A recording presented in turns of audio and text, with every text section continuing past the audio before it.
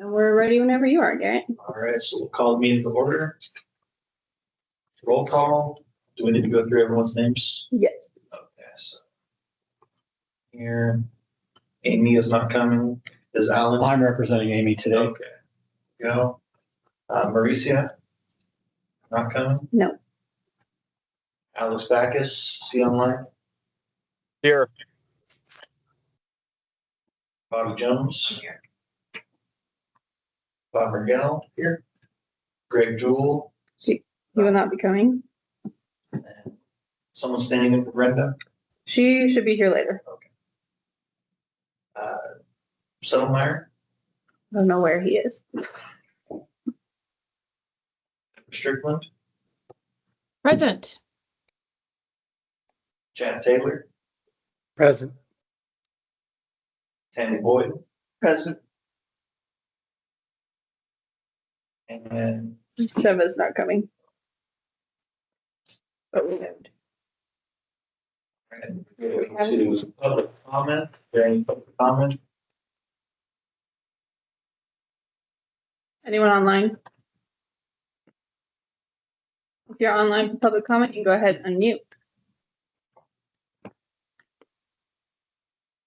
Hello, Yes, go ahead, Veronica. this is Veronica from the Tahoe Rim Trail. Are you here for public comment? No. Okay, are you here to present? Yes. Okay, just hold tight, please. Anyone else for public comment?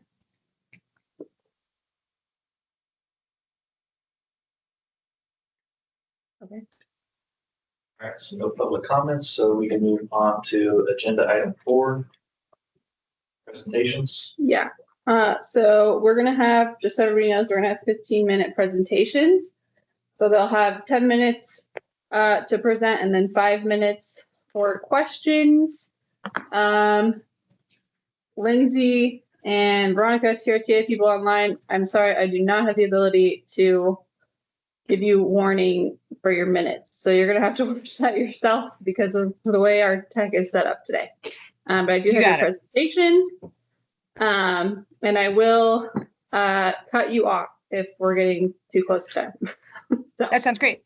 Do you want me to present? I am going to, can you not see my presentation right now? I can. So should Okay. should we just I'll indicate share to it. you?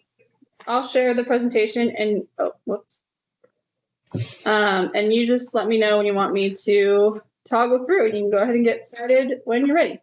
Oh, sorry. One other thing for the board. You have your scores in front of you. I know they're tiny. I'm sorry. You can change your scores based on presentations if you like. You certainly do not have to. You can just take the presentations for what they are and, you know, talk about them during deliberations. Or you can change scores and I'll adjust those when we have recess. All right, Lindsay, go ahead whenever you're ready. All right. Well, welcome to our presentation talking about our Youth Backcountry Camp program up here in the Tahoe Basin. My name is Lindsay Schultz. I'm the executive director. I'm Veronica Palmer. I'm the development director. And like I said, today we're going to talk about youth backcountry camps. To start out with, we'll give you a little history of the organization. If you can go to the next slide, please. So our mission of the Tahoe Rim Trail Association is to build and maintain the Tahoe Rim Trail system, practice and inspire stewardship, and preserve access to the natural beauty of the Lake Tahoe region.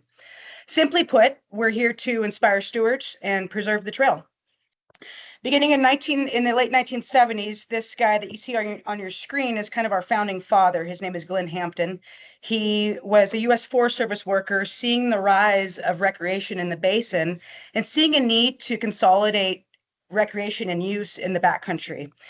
Braided trails and user-made trails were on the rise. Recreation was on the rise, and we needed to provide our users a foundation to go explore Tahoe's backcountry in a sustainable way. So in 1977, he thought it up. We became an organization in 1981, just celebrated our 40 years. Whoop, whoop. And then in 1984, we broke ground. Anyone want to take a shot at estimating how long they suspected it would take us to complete this loop? 10 years. And estimating it to be 100 miles because back then our technology just really wasn't wasn't quite where it is today. Anyone want to take a guess on how long it actually took us to close the loop? That's right, 20 years. So 2001, we closed the loop. Hundreds of thousands of volunteer efforts, very minimal staff at that time. So we closed the loop, and I love this quote. Our ED at the time was quoted saying that they suspected we would have 3,000 users a year in 2001. Anyone want to take a guess on how many users we have now? More. That's right, 750,000. You're on it. So 750,000 users. Little did we know that we would be even remotely encroaching that number at that time, but a gross underestimation, in my opinion. So 2001, we had our first guided through hike of the Rim Trail. And, you know, we closed the loop and we saw that, again, a rise in recreation, still rising today.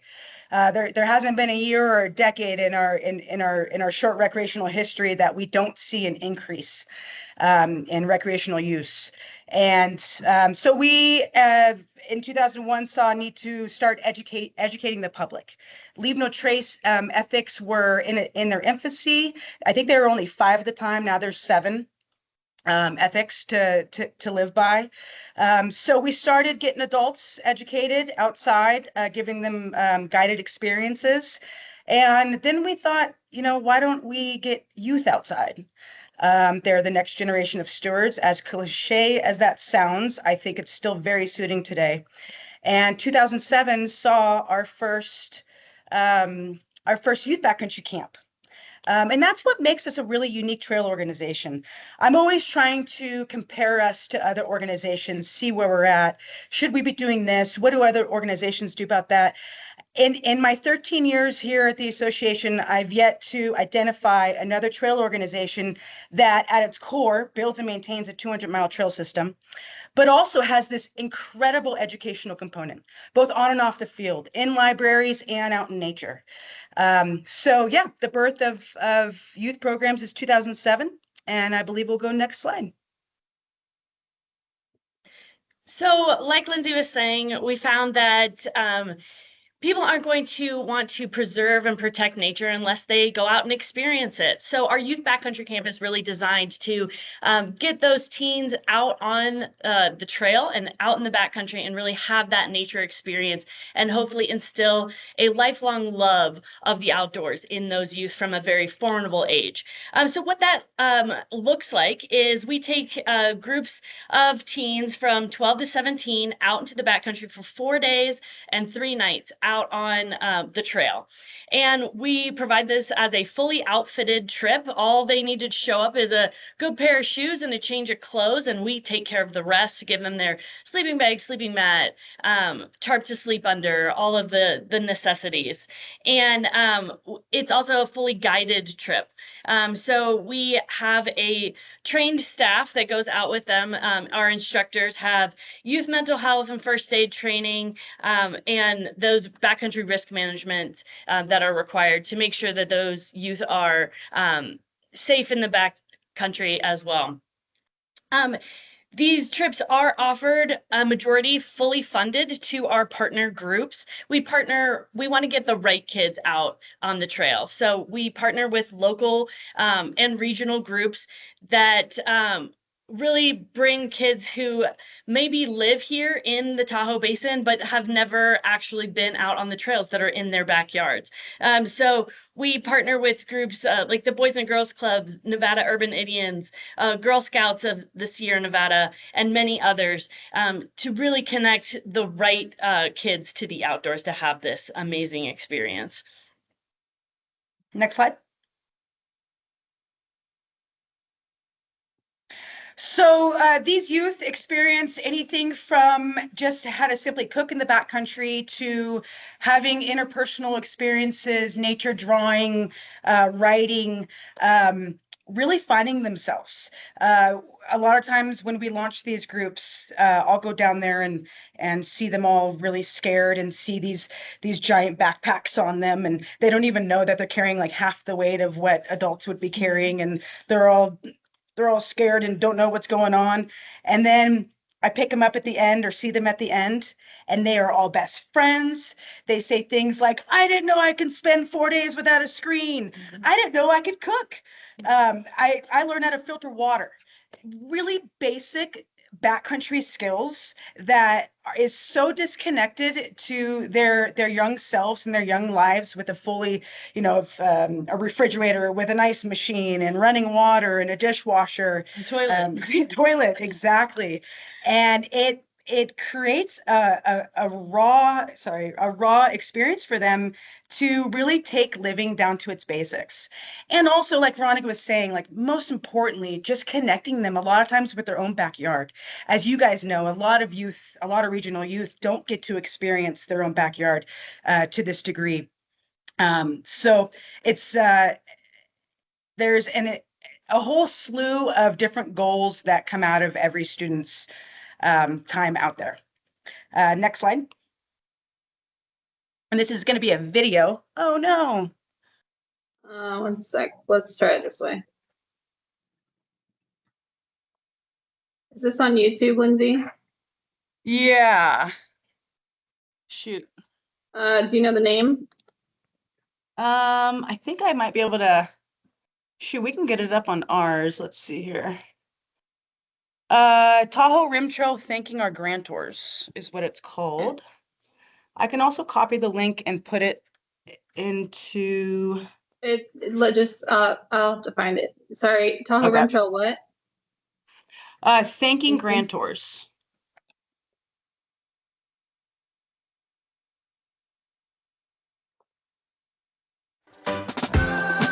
There we go.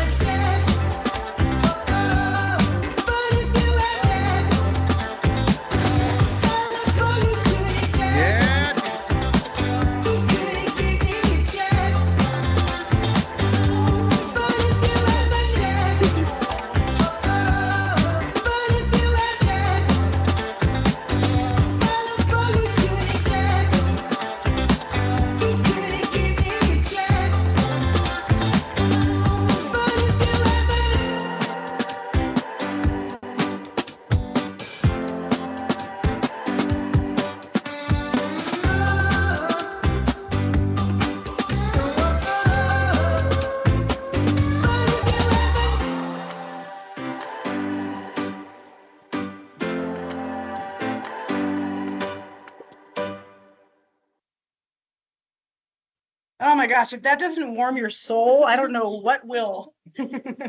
I can never ever get tired of watching that. We have one last slide. So next slide, please. Sorry, it's freezing. There we go. Okay, great. So as you can see by this pie graph, it costs around $200,000 annually for us to run this program. We have 140 of that secured for this year. 35,000 is still under review, and then the crucial 18,000 at the end is what we are asking. This will really help us inspire so many kids in the back country and really help make this possible. Any All right. questions? Any questions in the room? I've got one. Yes, go ahead, Alan. Can you tell me who the other grantors are that are making up the $140,000? Yes, I can. So we have a couple of rolling over grants. We've got a few 3-year grants that we are in the middle of. Key funders are Tahoe Fund, CTC, and then we have a couple, City of South Lake Tahoe, and then there's a couple of other private family foundations that make up the 140. Thank you. Any other questions in the room? I have one, James Settlemore. Sorry, I was deficient on getting here on time, so I was tardy. So this is 100% in Nevada, or does part of it go into the Tahoe Rim Trail California portion? It is a mix of California and Nevada. We launch all of the programs out of our Nevada office, but we do hike out of some California trailheads. So it is a mix of both, and we do have a mix of California kids and Nevada kids that are served. Okay. Do you have any idea percentage wise, maybe if it's majority Nevada, 60%, 40%, just an idea? I know the lake is 2/3 California, so I understand that. Like 58%, 60% Nevada? Yeah, it changes every year depending on partnerships, but like Lindsay said, this past summer it was about 60% Nevada. Okay, thank you. And Deborah, to your question, this is the Tahoe Rim Trails presentation, if that's what you're looking for. Yeah, any so questions? when we do these, if you'd help me by name of what the grant on our organizational names are, please, would be helpful. Thank you. Yep. Sure. Any questions online?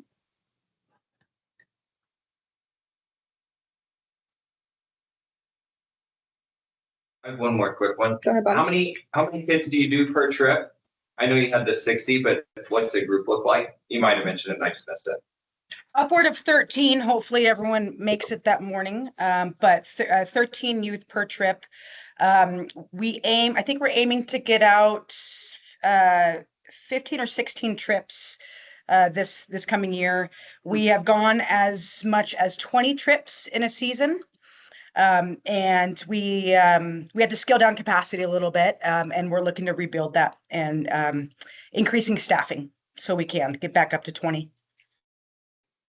Thank you. Any other questions? Kendall, Yes, go ahead. can everybody please state their name for the record when they're speaking, because I can't see everybody? Yes. Thank you. Everybody get that? Just say Kendall Scott for the record before you speak. All right. Well, thank you, Lindsay and TRTA team. Thanks for being here. Definitely. Thank you. And thanks for letting us pivot to virtual. The Spooner just didn't look fun to drive over this morning. So It was not. Appreciate it. I can attest. okay, great. Very good. All right. Thank All right. you all so much for your time. Let us know if any questions arise at any time. Thank you. Bye. All right. Our next presentation, they should be in person, so they're probably on their way up here right now. It will be River Wranglers, and we'll be hearing from Rebecca Felderman. In the meantime, if I didn't mention this before, bathrooms are just out the door and to not the immediate left, not down the hallway, but across from the elevators. And then let's also let the record show that both Brenda Scolari and James Settlemeyer have arrived. So they are present. And yeah, we're just waiting for Rebecca. We're a few minutes ahead of schedule now, so we're good. You don't need that fast. I don't have contract anymore, but you did when you got me in trouble. What you mean? Oh, it's a vehicle. You know, those professional work and they. Perfect timing, Rebecca.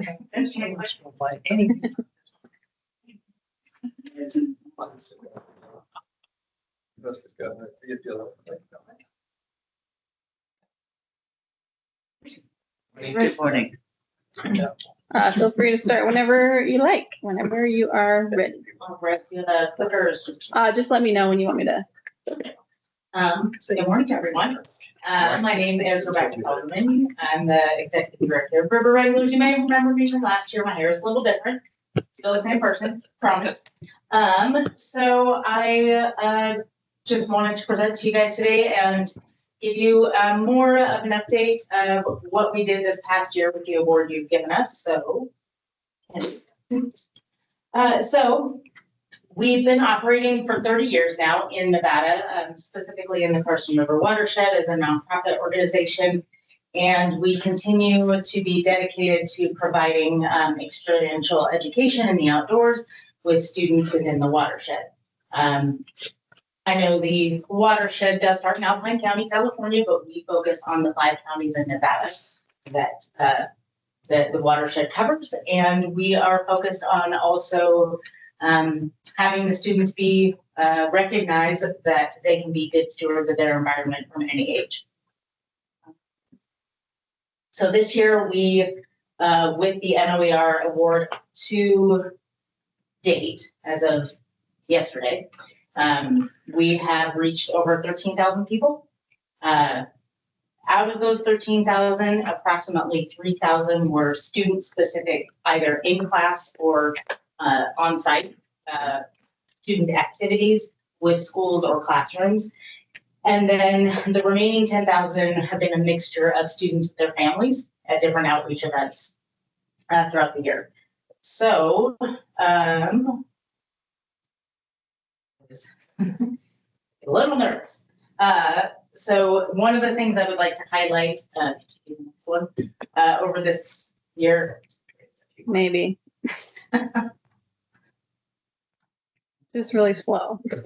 All right. So one of the things I'd like to highlight, one of the outreach events that we were able to participate this year that was new to us was we got invited to do a field day for the 4-H state camp at State Line in Douglas County. And so we were able to reach not only students within the Carson River watershed, but statewide as they came to the camp. So on that day, we had about 120 students that were 4-H students from Nevada, and they ranged in age from elementary to high school. And we centered their activities around flora and fauna and tied it in with animals, specifically as they were 4-H students. This gives you an idea. I'm not sure if you can read it from that distance. I know I wouldn't without my glasses, but we have a variety of community events that I mentioned that we did up and down the watershed, as well as groups that we worked with and school events that we attend to, again, just get students to interact with environmental education. Next one, please. Oops, too much. One of the things one of the events we provide is Conserve the Carson River Work Days. This year we provided 11 on this calendar year. We had 11 Conserve the Carson River Work Days, and we actually had schools from every county that we worked through in Nevada, including Story County, which is great because they're up the hill. So they come down to Dayton. We have a small work day. It's a very small school, but some of the work projects we've been able to do this year have been planting native plants. And then we worked with Nevada Parks Department and been able to, we've been able to fertilize trees.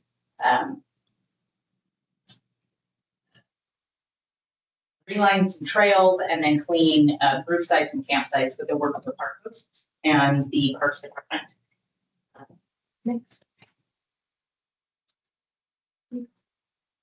So student snapshot day this year was held on October 18th, and we had students at one site this year who learned about testing water. They did stream walk assessments and acted as field scientists, and they learned about our watershed, its components, such as groundwater, non-point source pollution, animals of the watershed, and native plants. And Snapshot Day is also a great day to give students an idea of the variety of jobs that are available in the environmental industry.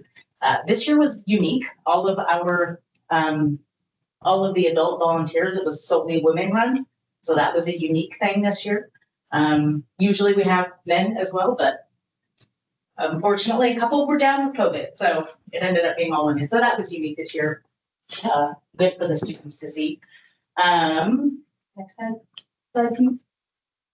So some of the other activities include field days, and that's with younger ages, depending on what schools want. And then we adjust those activities for the standards that align with either first grade or second grade, third grade, et cetera.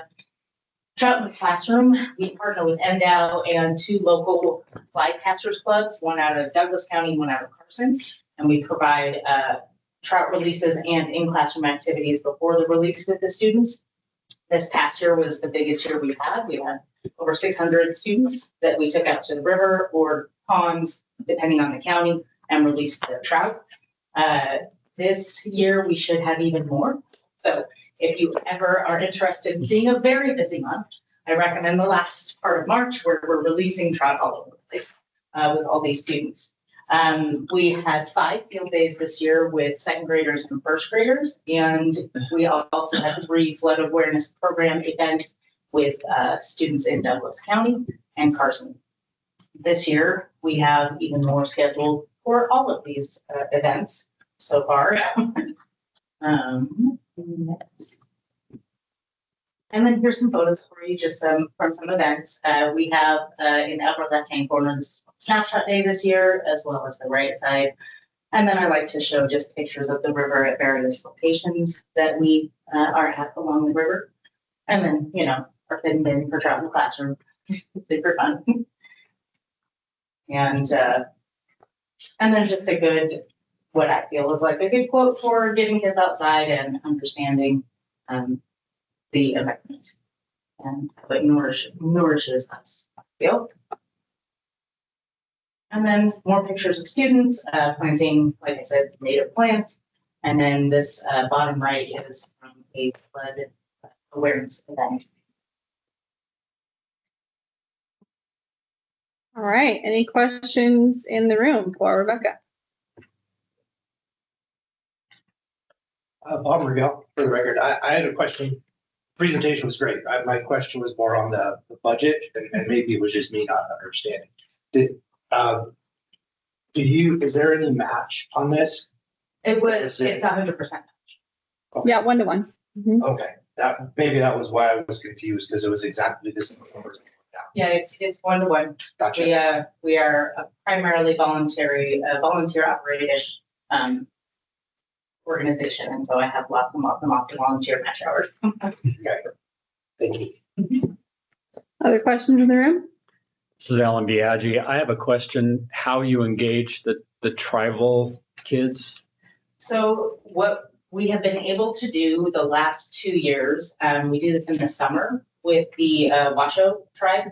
I have really worked on developing connections with the environmental department in Washoe specifically.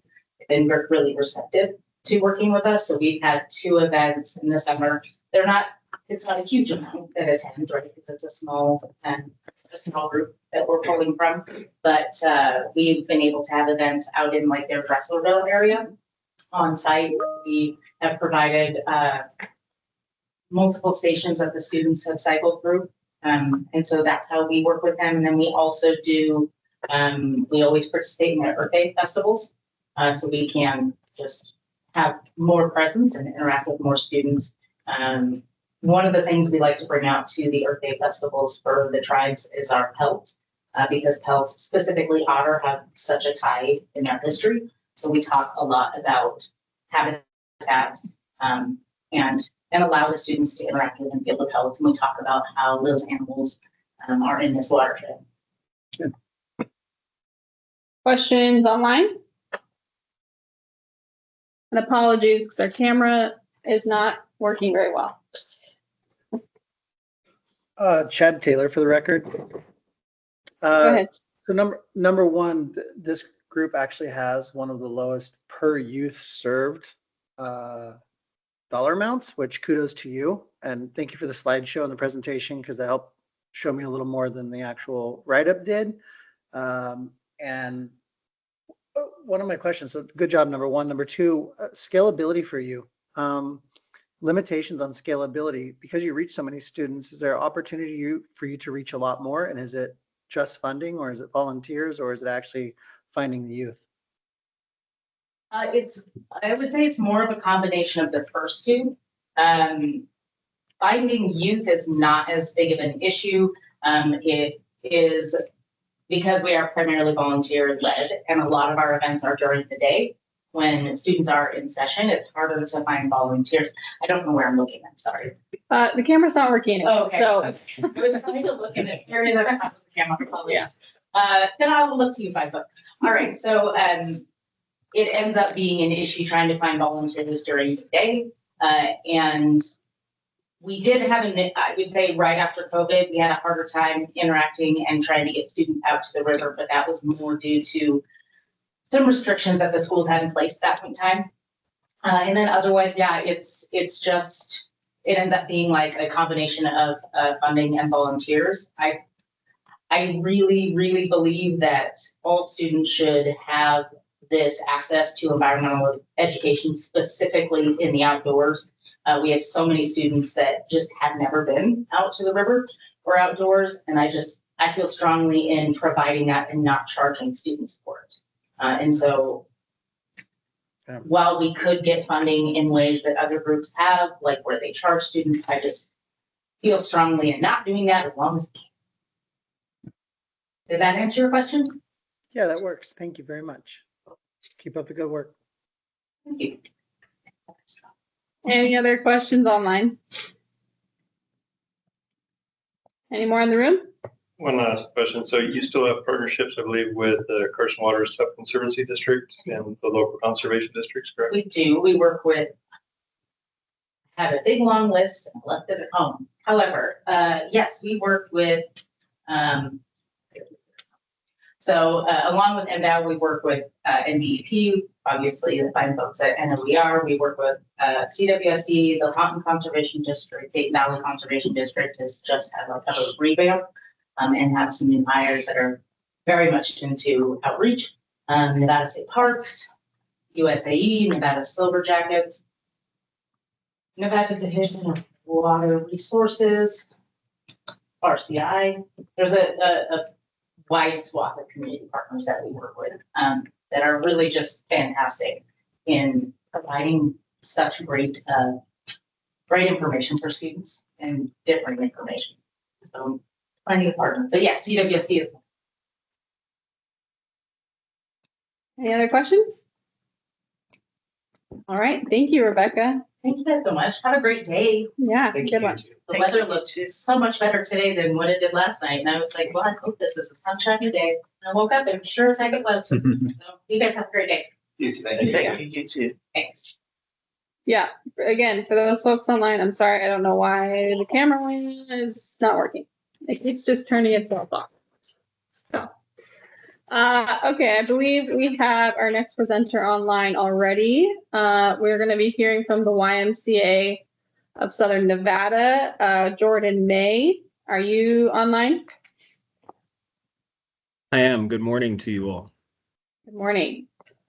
So we will have, again, Jordan, 10 minutes to present and then 5 minutes for questions. So I don't have the ability to remind you of that in the chat. So I'll have to have you watch that time for you. Oh, I don't know why this is not working. Hold on. But just let me know when you want me to click through your slides and you can go ahead and begin whenever you like. Wonderful. Thank you. Good morning, and thank you to the committee for providing us this opportunity to present today.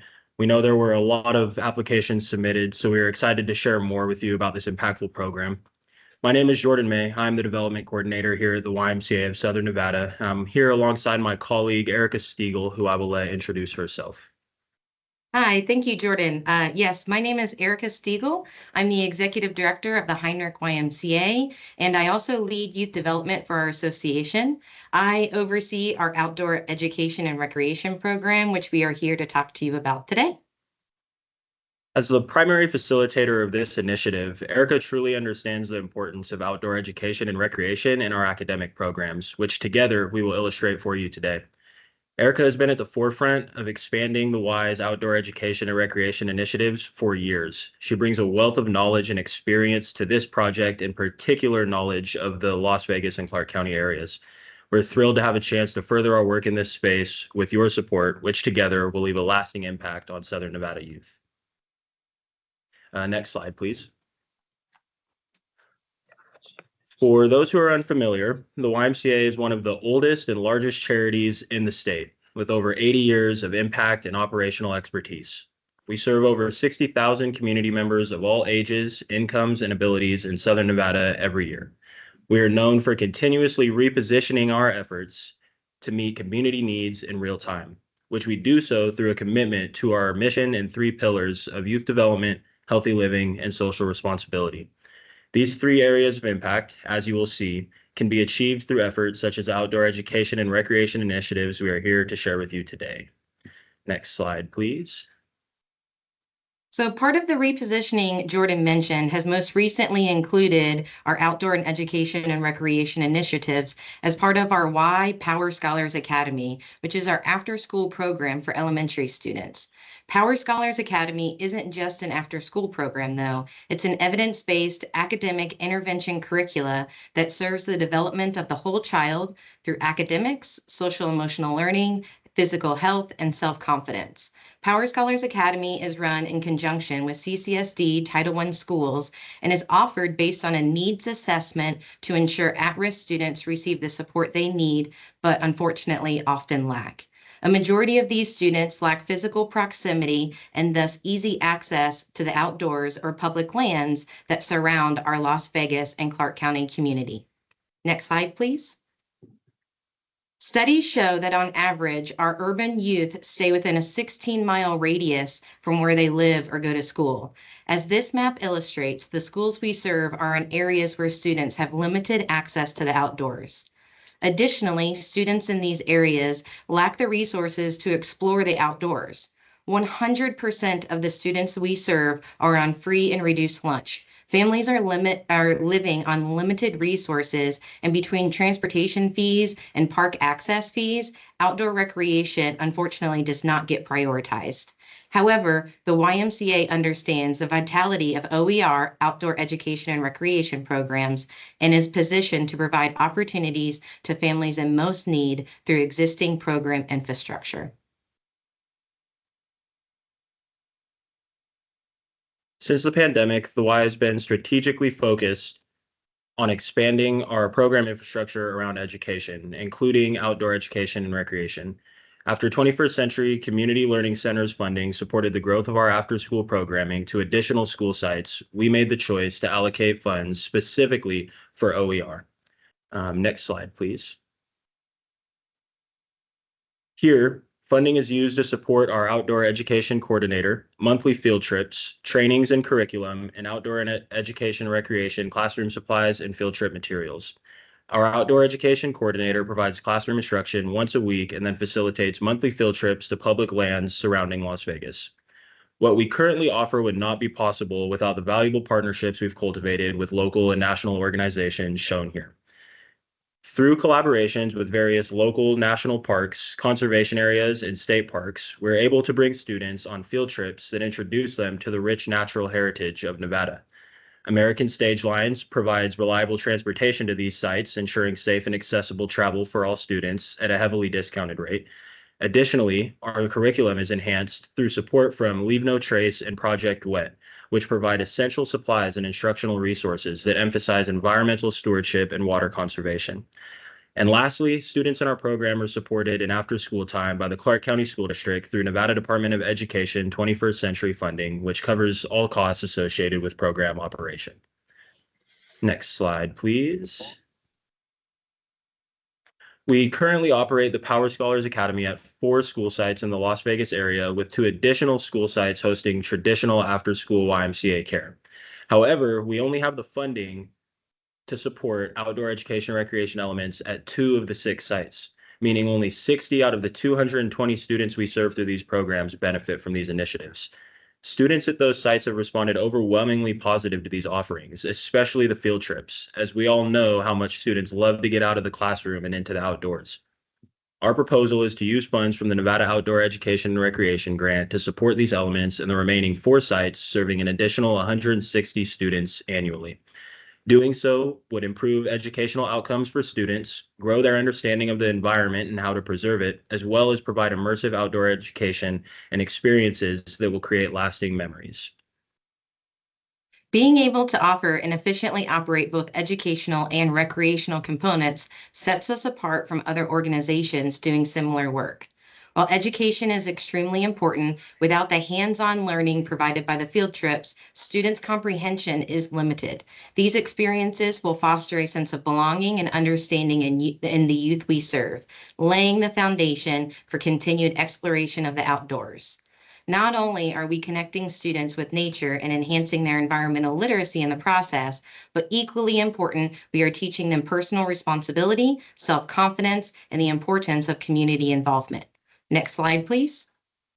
All of these, going back to our 3 pillars, as Jordan mentioned previously, are the impacts the Y exists to make in the communities we serve. Connecting students with nature, building their confidence in the outdoors, and helping them understand its importance is crucial to youth development. Engaging in the outdoors, getting outside, and being active is essential to healthy living. Community involvement and responsibility to preserve our natural environment is essential to social responsibility. Now, I would like everyone on the call and there in Carson to think about the things or the hobbies that you love most. Now think back to when that became important to you and who exposed you to that. Would you still have the same passion for that now if you were never exposed to it? Our role as leaders for youth is to ensure exposure and access, to give children the ability to create their own future and discover their own self. They can't do this without exposing to all. This program allows children to do just that. Access to the outdoors, to experience nature and wild animals, to feel in your chest how elevation changes on a hike, the exposure to the possible careers within our public lands, and the chance to see what the top of a mountain really looks like and feels like on your face. Absolutely breathtaking. Through exposure, we have witnessed children see a pine cone for the first time, not in a store. Through exposure, we have witnessed teens speechless on the true size of a California condor, in awe of how high a rock face can be when you are standing next to it, or using a magnifying glass to inspect the granules of sand within our sandstone. Witnessing children take the deepest breaths they can because it quote unquote feels different out here. Or a teen like Zahir that discovered it was possible to be a quote unquote cop of the land. Zahir had never been to a national park and met a ranger that day on a hike, and he was on the law enforcement side that was there to talk about career opportunities to our youth. Zahir asked, I promise you, between 17 and 71 questions that day to this ranger. When he returned to the Y, it was the first thing that he told his grandmother. He got off the bus, looked at his grandma, and said, I'm going to be a cop of the land. Without education and exposure, how will our children find connection or their passion to the outdoors? In closing, we're here to invite you to join us in a shared mission to shape the future of Southern Nevada's youth through meaningful outdoor education and enrichment. The YMCA of Southern Nevada has the passion, infrastructure, and commitment to guide young minds toward academic success and lifelong appreciation for the environment through our Power Scholars Academy and after-school programs. Our team is uniquely positioned to deliver these transformative outdoor learning experiences to the 4 additional school sites that so urgently need them. For many of the children we serve, these programs offer their first real exposure to the outdoors, to self-discovery, and to a sense of belonging in the natural world. By expanding outdoor education recreation offerings, we're not just enhancing academic performance, we're empowering students with the tools they need to break cycles of limitation and to view themselves as capable stewards of both their communities and their own lives. Supporting this proposal means supporting children who, without access to outdoor resources, might never fully realize their potential as confident, responsible, and engaged citizens of our Las Vegas community. Together, with your partnership, we can build a legacy of equity and access, ensuring that every child, no matter their background, has the opportunity to learn, grow, and thrive in Southern Nevada's great outdoors. Next slide, please. Thank you for considering this opportunity to transform lives with us. We're here to answer any questions and provide details as necessary. Thank you, Jordan and Erica. Let's start online this time. I'm going to see if I unplug this or take this off if the camera will work, but it may not. Let's start online. Are there any questions online?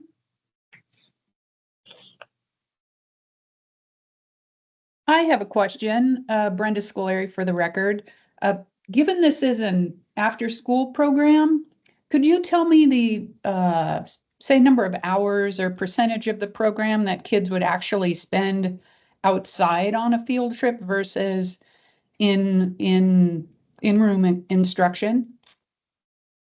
Yes, I'll go ahead and take that if that's okay, Jordan. Hi, Brenda. Thank you for the question. So we do monthly field trips on Friday. So our program, our education program, our academic intervention portion does not run on Fridays. So then the field trip would be housed on a Friday. So it would be from after school time at school dismissal, which is about 3 o'clock p.m. And then we'll run that for a couple hours.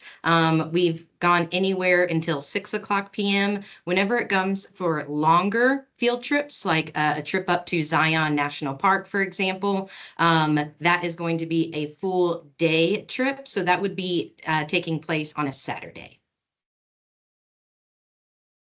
Thank you. Other questions online? Any questions in the room? Yeah, Bobby Jones for the record. Thanks for the presentation. I can't help but want to ask a question about the 16-mile radius for the kids that you serve. Did you pull that from Clark County data, or did you guys come up with that on your own, or is that a median outcome for kids that you serve, or where exactly is that number? That is a national statistic that we pooled. We can cite that for you and send that information. That is national data that cites that urban youth travel within a 16-mile radius of where they live. Thank you. Other questions? I guess one, James Settlemyer for the record. I was just curious, it's great to see a project in Southern Nevada. I'm curious if for some reason, is it scalable if we didn't have the ability to give it, the full 50,000? If we gave it a lesser amount, would you have the ability to still proceed, or is it a situation without these funds? Because it seems to be such a significant portion of it, 50 of 75, that if for some reason we didn't fund it, it doesn't seem like it would realistically happen, or am I incorrect? I can answer that one if that's all right, Erica, and you can add on any details after that. So depending on the amount of the award, that would determine the amount of school sites we're able to expand to. As I noted, we have 6 school sites, 4 of which are grant funded, 2 of which are not. So our priority would be to serve our grant funded sites first, which the 2 existing schools with outdoor education recreation initiatives are currently grant funded. So even if we did not get the full amount applied for, we could still scale this project. It just might not be able to reach all 6 schools. Thank you. Any other questions online or in the room? All right, thank you, Jordan and Erica, so much for being here, and thanks for your presentation. All right, thank you. You guys have a great day. You too. Okay, our next presentation, I don't think they're online yet. We're still a few minutes ahead of schedule. But our next presentation will be from Democracy Prep. Sarah France will be presenting. So I'm gonna get that presentation queued up, and then I might go grab Anne and see if she can fix the camera.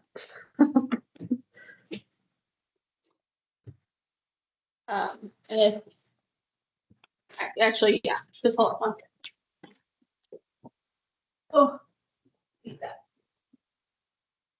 It's a jogging, that's good.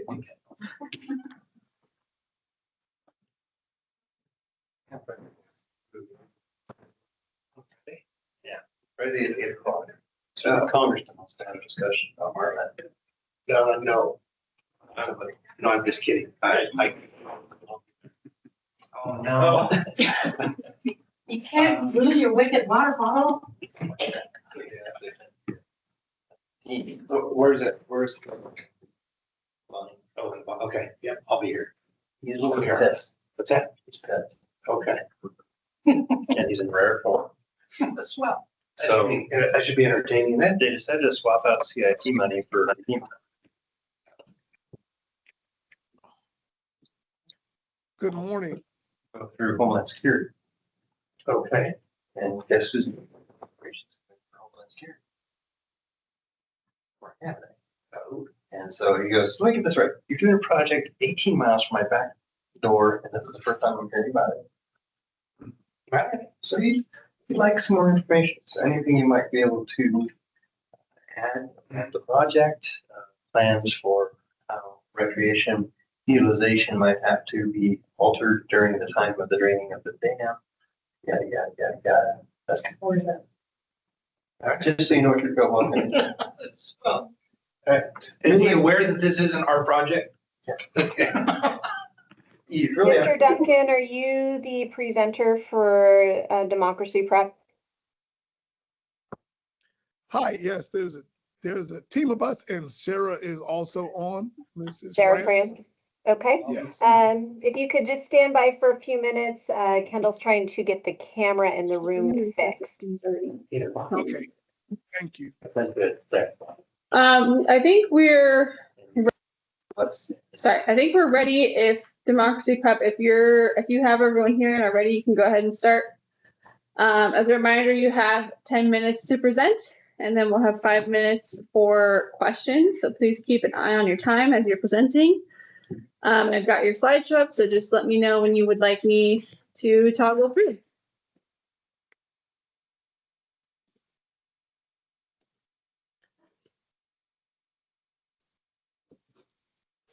And I don't know if Sarah is able to hear us.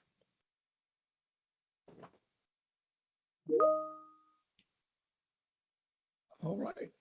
It looks like Sarah said they can hear. Yeah, whoever would like to start can go ahead and start when you're ready. Sarah was going to start us off strong, but she's having some technical difficulties. So good morning to everyone. I am King Duncan, the principal here at Democracy Prep. I'm here also with Jason Gibson, our Dean of Culture, and Mr. Shaquille Paul, our assistant principal. Democracy Prep at the Agassiz campus is launching our innovative outdoor education program at Zion National Park. And as you can see, this initiative aims to boost academic success, environmental literacy, and student wellness while aligning with Nevada's environmental science learning standards. Go to the next slide. Well, you just met us three. We're just trying to make some magic happen with Sarah. She's the missing teammate in there. Woo, I see you now on camera. So we can go to the next slide. Who are we? Democracy Prep is a K-12 public charter in Las Vegas. We are driven to educate responsible citizen scholars for success in a college of their choice and a life of active citizenship. Our focus is to be college ready and have a college ready curriculum and learning acceleration regardless of starting points and academic challenges. Democracy Prep, simply put, empowers scholars to excel academically, developing strong character, engaged citizens, and prepare for college and their careers. We like to focus on active citizenship and allow scholars to engage with their community and their world, because we feel as though that to change the world, you will first have to see the world. So we try to strive to be able to create those opportunities for our scholars so they can become aware of their surroundings and the people that share the world with them.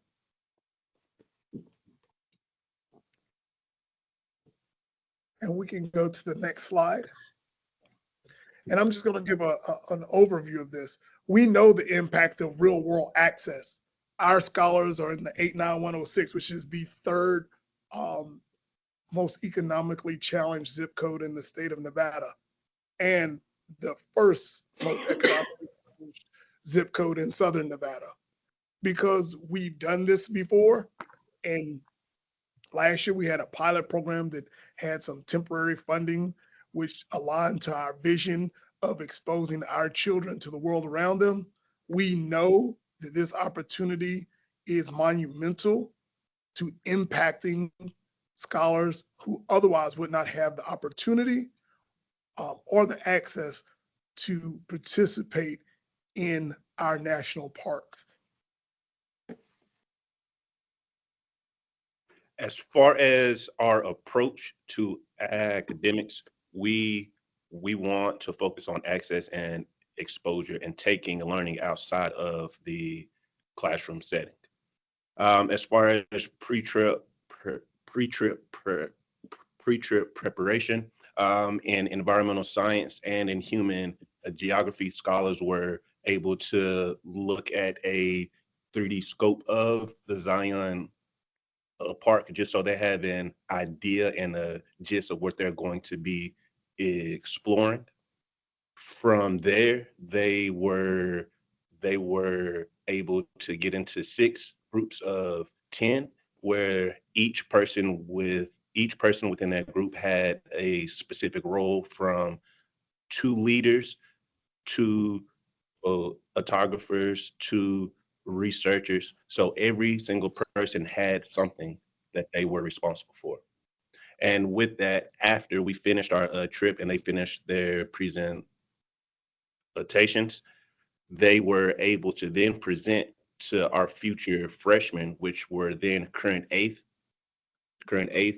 graders, so they could see and envision and just get a taste of what they'll be indulging in when they get into the high school setting. So these are just a few things as far as how we're bringing the classroom outside of the four actual walls and making it real world applicable. And you can go to the next slide.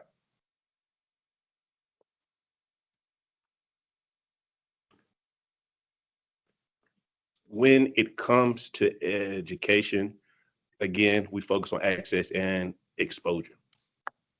Nature is an extension of the classroom, and according to numerous studies, it has revealed that outdoor experiences contribute to improved academic performance.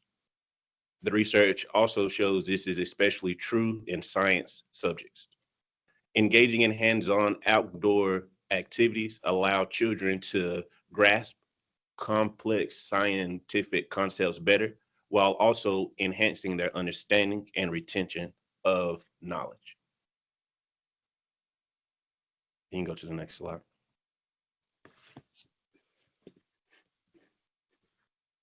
This is really impactful for our scholars, holistic health and nature's gift, and the correlation between the two outside of the classroom. A lot of our students talked about they hadn't walked this much in probably their whole life, which is interesting, but it was also fun. Mental wellness. We know that there's a focus on ensuring mental health and mental wellness in scholars and students. And so nature exposure helps to reduce stress, enhances positive moods, and improves overall mental health well-being. And we've incorporated that into the conversation as a part of our trip. In addition, outdoor skills, students learning valuable outdoors skills about lifelong engagement with nature and the importance of keeping connected to nature and preserving our national parks, quite frankly. And then the social emotional learning component, which is also a key piece of the work that we want to do. You can go to the next slide. Another few things coupled with our data, we like to get the testimonials and follow back and circle back with our scholars to see the impact that it had in their lives. These are a few quotes that came from a few of our scholars. Ariana Edwards stated that this trip will impact scholars in the future by giving them the chance to go out and experience new things, see new things, learn new things, and meet new people. It helped me get out of my shell and meet freshmen I hadn't had classes with. She also spoke about her brothers and her sisters having the same opportunity since they are younger siblings within the same K-12 school. Dondre said, I feel like we've seen a whole different type of culture. It changes a little bit going from Las Vegas to Utah, and also like you, Dr. Duncan alluded to, going from what we call concrete jungle to going into different areas, rural areas, or in mountain scenes and things of that nature. And Jazaria also said, seeing those roads and trees, new environments and mountains, it was a great experience. So again, to bring that back to Mr.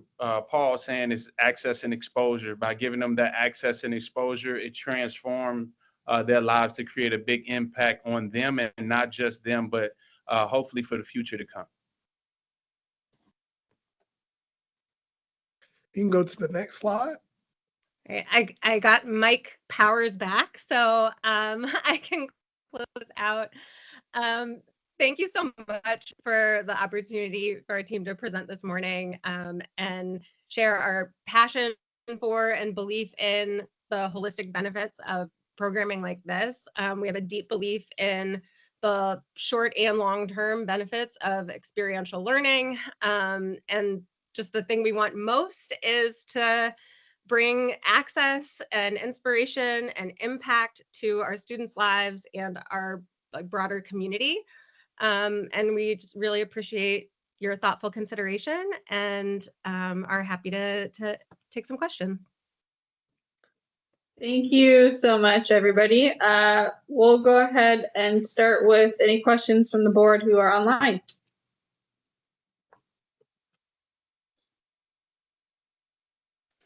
Chad Taylor for the record here. Number one, obviously, I'm in Clark County, so I was at the grand opening of Agassiz Prep, and I am absolutely a fan of that school. And I will tell you that from a financial standpoint, your budget was one of my favorites, slam dunk. I just want to know, as the rest of the world would like to get people to Zion too at $74 a person. So whatever you did there, you need to share with everyone. I think you have the opportunity. I think you have a really good opportunity on this one to scale this. How many times have you done this? So last year was our first year doing it. And after last year, we really started talking about how can we scale this and make this an annual thing to get kids from the, I think as was said, a concrete jungle to the canyon. And so this would be us making that first step. And with Sarah on the team, she was like, hey, let's go after this grant money and make this a thing and make it scalable. Good. Got it. And while I would love for this to be the Great Basin and not Zion, it is in Utah. Great Basin, Nevada would be even better. So take a look at that one. However, you do this in one day. So you get them out of school to Zion and back in the same day. And what is the total turnaround on the trip? Turnaround as far as the time? Correct. Yes, we leave it. Well, all the kids got here last year at 5:30 a.m. We're on the bus by 6 a.m. They had breakfast. We went to Zion. When we got there, they did their teamwork piece because they had a piece of work they had to do while they were on the bus. Got off the bus, got into their teams with their respective leaders. They picked their trails that they were going to hike. We were there all day. We ate lunch. We did group activities as soon as lunch was over, and we arrived back in Las Vegas by 7:30 p.m. Wow, excellent. Okay, perfect. Thank you very much. Keep up the good work. Thank you. Other questions online? All right, any in the room? James Settlemeyer. I was just kind of curious, it's a great opportunity to get the kids out, and I can see why you don't go to Great Basin to that. Obviously, a fair amount more time to the trip and make it way too long of a day. Have you given any thought? There's a few nice state parks that are actually closer, or is there a specific aspect that by going to Zion that you have a partnership with them, or they give you a reduced rate, or what's the draw to go to Zion? I mean, it's a beautiful park, don't get me wrong. I'm just curious why you chose that versus a Nevada State Park. When we were first doing and let me just go ahead and say this, we are so excited and looking forward to being able to incorporate more state parks in Nevada. But when we were looking at and speaking with the students, we would say that last year, 75% of our students had never left the state of Nevada. And if they had, they'd gone to California. So when we asked, had they been to Utah, had they heard of a national park at all, it became more evident that they'd never been to Utah. And so that was why that was chosen. We just went off the data, and we want to get them more exposure and to also get them exposure that was outside of the boundaries which they are constantly confined. Okay, thank you. Thank you. Other questions? All right. Well, thank you so much, Democracy Prep, for your presentation and for being here, and we'll be in touch. Thank you. Thank you all so much. Thank you. Okay. Our next presentation is from St. Jude's Ranch for Children. Hold on, let me find it. There it is. Let's And they're going to be talking about the Camp to Belong presentation. I know I saw Kevin online. Kevin, is your team here ready to go? Yes, we are. All Hi, right. Kendall. Welcome. Yeah, so you'll have 10 minutes to present. And then we'll leave 5 minutes for questions. So please watch your time as you're presenting. I'll cut you off if I need to. And you can go ahead and get started whenever you're ready.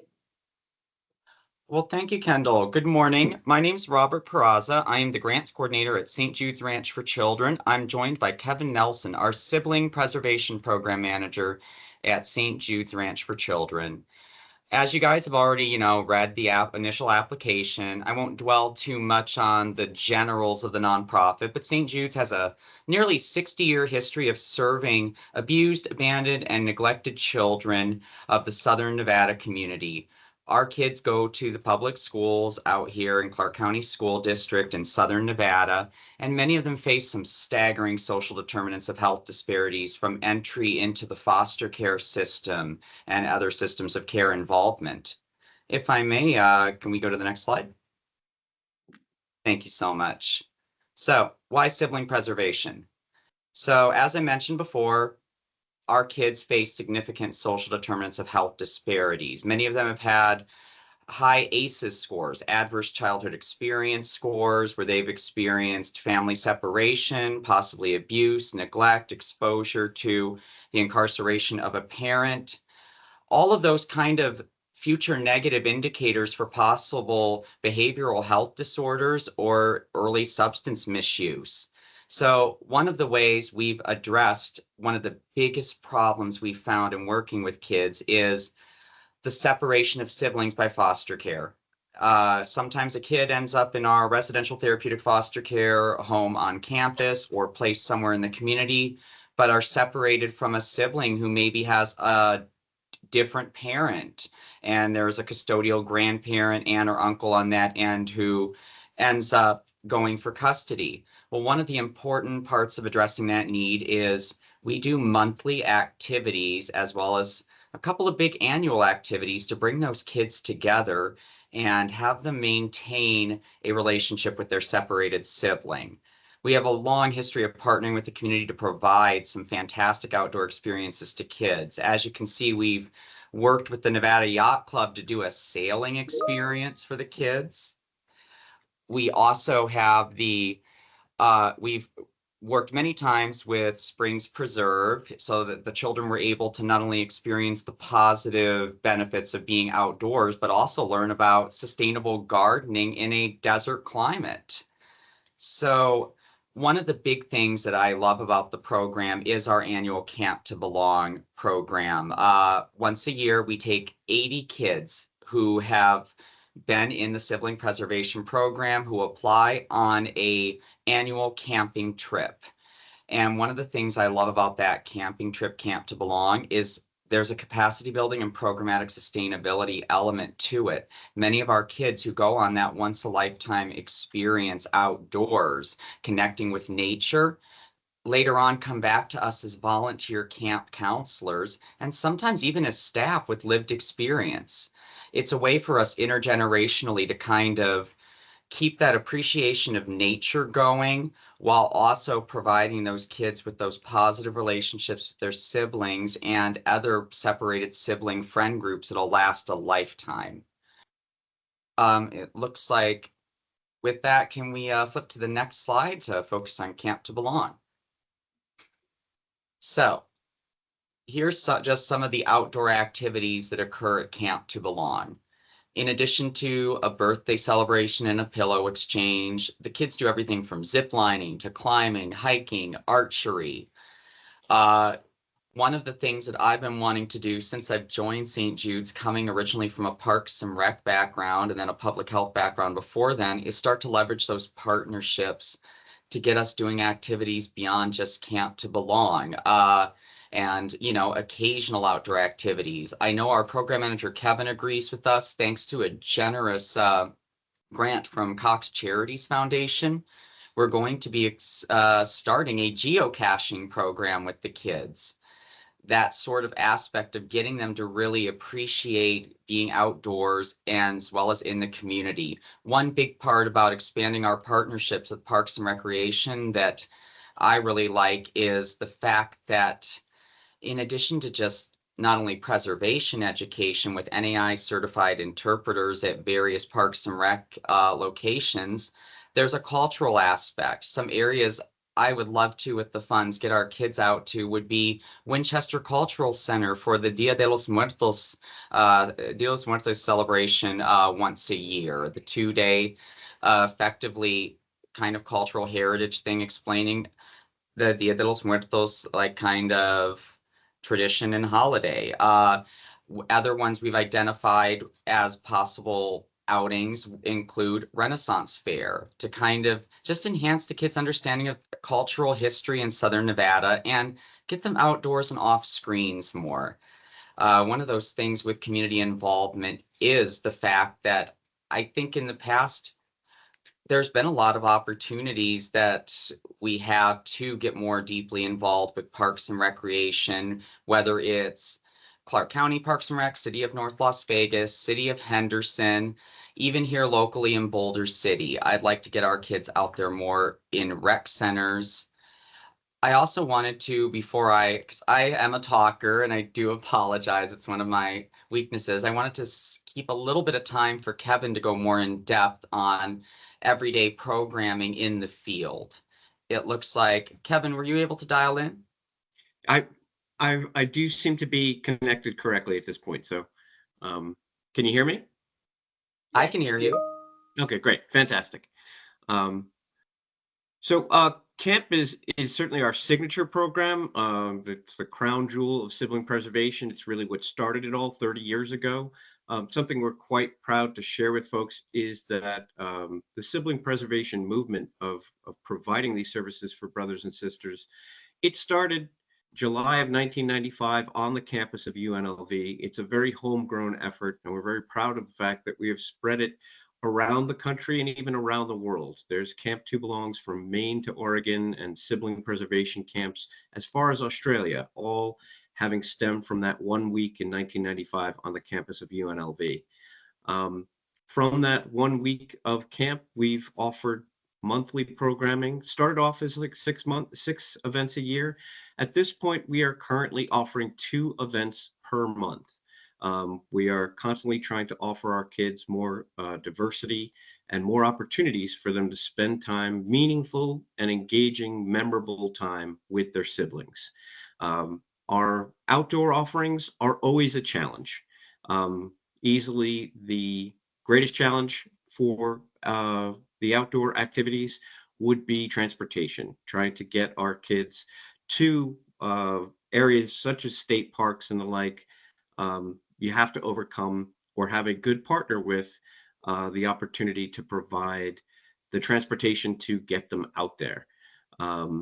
And by providing these kids with those opportunities, we have found that when they're given time together to explore and try new things together, it's helping heal their relationship during this traumatic time, this very difficult chapter in their lives. I'm not sure how we're doing on time. We look pretty good, Kevin. Yeah, you've got a couple more minutes.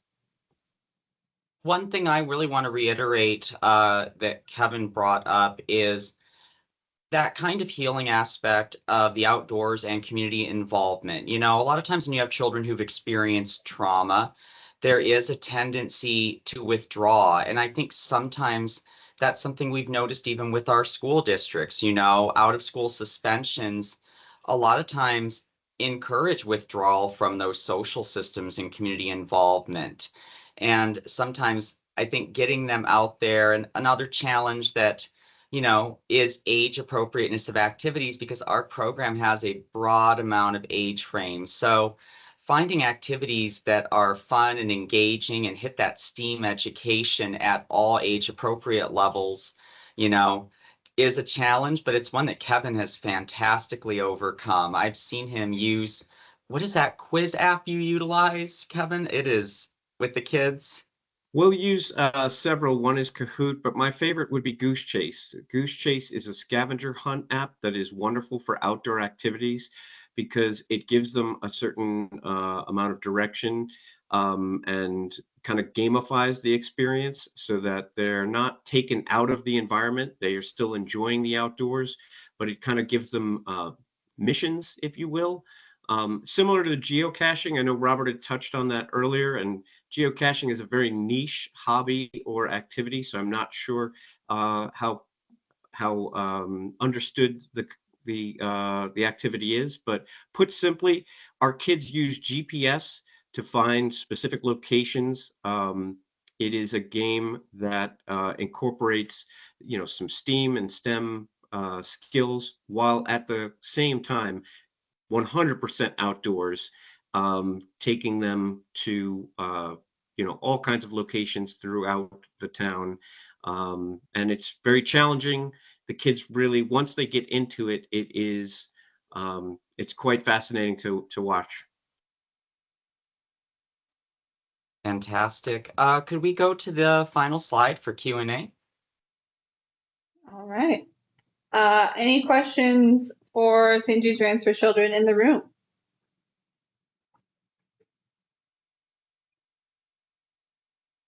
Any online?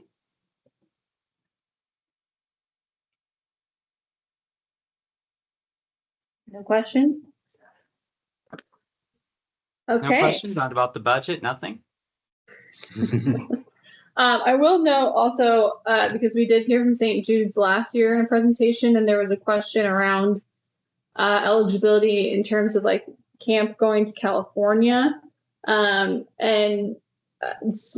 So originally they were not awarded funding, and then later were awarded funding once we made the determination that they were in a neighboring county. So I just wanted to note that for everybody. Kendall, since you mentioned it, I would point out we would happily host the camp in the state of Nevada. Just the requirements for what we are providing for the kids to have a ACA rated camp that has the proper amount of activity instructors and the like to accommodate a group of 80 youth and 40 volunteers. Simply put, we don't have anything of that nature in Nevada that we're able to utilize. And were we to discover a partner of that nature, we would certainly be looking to partner with them. At this time, our searches of that nature result in locations that would cause us to dramatically reduce the number of youth served. We would have to take 35 to 40 youth to utilize a Nevada campus, where by going to San Bernardino, we are able to provide this experience for over 80 youth. And a big part of why our annual numbers are important, every youth that attends Camp Tubelong will have a lifelong access to the St. Jude's Scholarship Fund, a career opportunity fund that stays with them for a lifetime, their 20s, their 30s, their 40s, their 50s. It never expires, and it provides them with unique opportunities. So along those lines, keeping our numbers as strong as possible gives 80 kids each year, lifelong benefits. Yes, thank you, Kevin. Last call for questions.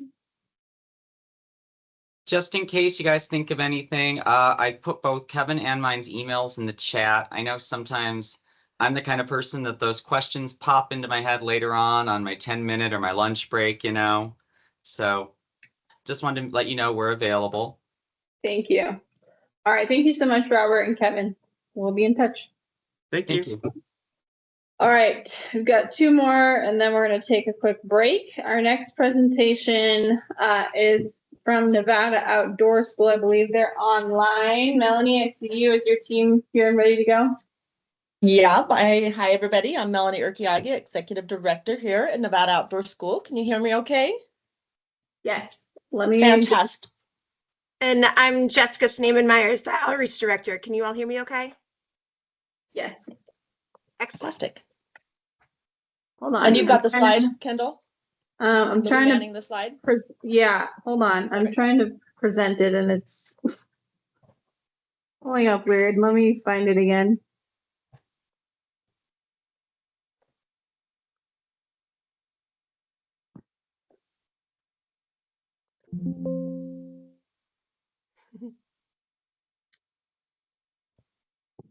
There we go. Fantastic. Great. Can you see that? Okay. Oh, no, there we go. Yes, just let me know when you'd like me to change slides. And again, you'll have, you'll have 10 minutes to present. So watch the time. I'll cut you off if I need to, and then we'll have 5 minutes for questions. And apologies that our camera's not on in the room. It is not working. So go ahead and start whenever you're ready. All right. Well, thank you all so much for your time today. Again, my name is Jessie with Nevada Outdoor School, and I'm here with Melanie, our Executive Director, to present on our Connecting Youth and Nature grant. If you can go to the next slide, please. At Nevada Outdoor School, our mission is to inspire exploration of the natural world, responsible stewardship of our habitat, and dedication to community. We are extremely excited about the grant opportunity through NOER. We feel like it's extremely mission serving and something that is going to help us continue to get people outside and connect them to the natural world, especially youth. Next slide, please. At NOS, we accomplish our mission through 3 main focus areas: youth, training, and community programs. All of our programs are all about getting people outside, exploring the natural world, connecting them to nature, and ultimately establishing pro-environmental behaviors, so having people respect the world around them. Next slide. Nevada Outdoor School proudly serves rural Nevada. We have offices out of Winnemucca and Elko. Most of our youth-focused programs serve rural northern Nevada, 6 communities or counties to be exact. We do go outside of this service area for programs on occasion, though. Next slide, please. We were very fortunate and thankful to receive NOER funding last year. It supported our youth-focused programs, which was Nature in My World, Nature in the Park, and Nature Explorers. With that support, we were able to foster over 5,534 hours of time spent outdoors for rural Nevada youth. Next slide, please. TSO, or time spent outdoors, is our main metric for success with our programs. There's a lot of research to back up that the more time people, and especially kids, spend outdoors, the greater their emotional and cognitive outcomes, and again, that development of pro-environmental behaviors. So teaching people how to respect the natural world around them. Next slide. We're very excited about working with youth and nature. It's one of the things that we've been doing for over 20 years. There's a lot of power in connecting youth and nature, and we wanted to share one of our success stories from this past year. Next slide, please. So this is Evelyn. She was a camper who came on our backpacking trip for 14 through 17-year-olds in June of this past summer. They explored Hidden Lake together. Next slide. The success story that we have, I think, is one that every nonprofit wants to see, which is that you have a participant who comes on one of your programs and has a transformative experience and then is converted into wanting to participate and be more involved in your programs moving forward. So after participating as a backpacker with us, then she went on to help volunteer at one of our other youth camps for 8 through 10-year-olds, and then also helped lead a community hike for us in Elko, which was really exciting to see. Next slide. At Nevada Outdoor School, we promote a lot of outdoor ethics education. We have our own outdoor ethics philosophy, or AIC model, where we're constantly challenging our participants to analyze their actions, evaluate the impacts those actions have, and make smart choices to choose wisely to positively impact their environment or minimize negative impacts to the natural world whenever possible. Ultimately, we want our participants to leave believing that their actions have consequences, believing that they can impact their environment, and believing that their choices matter. Next slide, please. This year, we are asking for more money from NOER. We're asking for $50,000, and that is to once again support our youth-focused programs, which is Nature in My World, Nature in the Park, and Nature Explorers. And we're asking for more funding because we're also looking to expand that support to some of our community programs that focus on youth, which would be our Young Naturalist Club in Elko and our Nature Journaling Club in Winnemucca. Next slide. Specifically for 2025, with our Nature in My World programs, these are our school-based outdoor learning experiences where we go into K through 4th grade classrooms predominantly, and then in some of our rural schools, it's K through 8th grade students. We have 2 different lessons, fall and spring, that we teach, and we will be reaching over 4,000 youth, fostering over 4,000 hours of time spent outdoors. Next slide. Our Nature in My Park programs are for 4 through 7-year-olds. This has typically been a summer program for us. We have established a relationship with Zion Preschool in Winnemucca and the Family Respite Center in Elko to deliver these programs year round. And we're looking to increase those partnerships with other preschools in our service areas. So for this coming year, our goal is to reach over 500 youth in at least 9 rural Nevada counties. And this is a really fun program because it's incorporating a lot of literacy, movement, and art for those young kids. Next slide. Our Nature Explorers are our summer camps. This is getting youth outside, exploring the natural world all around Nevada and engaging them in stewardship projects. This coming summer, we'll host at least 12 Nature Explorers camp, reaching over 150 kids for 1,000 hours of time spent outdoors. Next slide.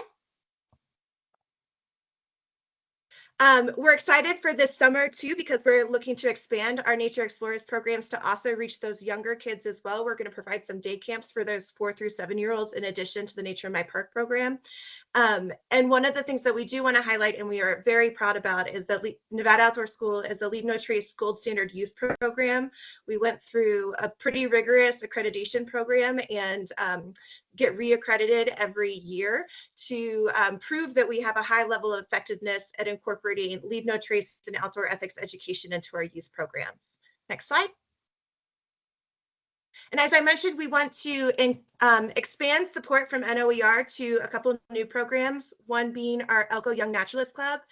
The Elko County school system went to a 4-day school week 2 years ago. And so Nevada Outdoor School, to meet that community need, established a Young Naturalist Club to meet on Fridays. This coming year, we're planning to host 3 5-week sessions, reaching probably maximum of 36 youth, fostering over 400 hours of time spent outdoors. Last year, we had nature and the art as one of our themes, and then science and nature as one of our themes, and it was highly successful. Next slide. We're stoked this year to be able to start providing Nature Journaling Club in Winnemucca and some of the surrounding communities. This is really STEAM focused, so incorporating science and literacy, art, mathematics, getting the kids to get outside, observe the world around them, and record their observations. Next slide. All right, and I'm going to turn it over to Mel to talk numbers. Oh, Mel, you're on mute. Okay, thank you. As Jesse had mentioned, we are asking for about, well, $50,000 from NOER to support this program. Overall, the total program cost is a little over $300,000. So we're asking for about 15% of that from NOER. A good portion of that is for personnel. I will be very clear with that. So our programming personnel, which includes our programs coordinators and our communications and marketing specialists, to promote and market those programs. And she's been really effective in increasing our participation, double at least this last year. So we're excited about that. We definitely have to manage those grant funds appropriately and transparently. And so we have a little bit of funding for our director of finance there.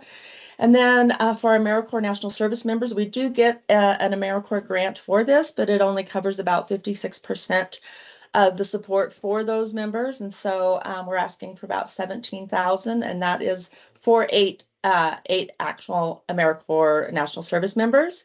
Travel expenses, we do travel a lot throughout rural Nevada and put on several thousand miles. And so we're looking for some support there. That also supports our overnight expenses for per diem and hotels. And then materials and supplies to support these programs are a little over $5,000, with, of course, that 10% de minimis indirect to support things like, liability insurance and banking fees and payroll expenses to process and that sort of thing that are not direct expenses. Thank you. Next slide, please. And as I mentioned, it is really our programs, our people that make our programs possible. This is a nice slide about one of our archery programs. Megan is a certified archery expert. We do a lot of that through our summer camps. And then just getting on the ground up to kids' levels and having a real one-on-one conversation is very effective. Next slide.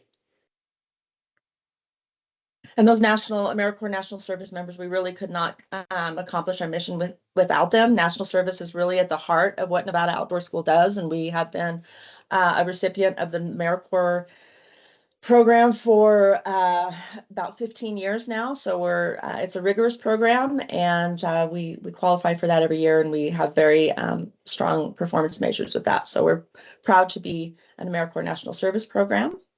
And with that, next slide, we will wrap it up. We love being up on top of hills and mountains and getting some really good views, as you can see from there. Are there any questions for us? Yeah, thank you, Melanie. Thank you, Jesse. Let's start with questions from anyone online.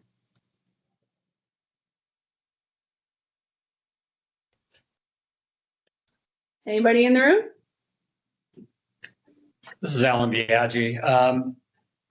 The $250,000 that is being used as match, can you give me some idea of who those grantees are? And also, Jessica, what's the name of your cat?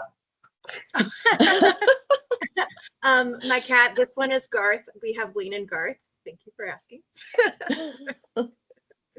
That's a great question. Thanks. So that AmeriCorps grant that I mentioned is a big part of that, but also we get good support out here in rural Nevada from our local mining companies. So Nevada Gold Mines, SSR Mining, Small Mine Development, they will be helping us match that.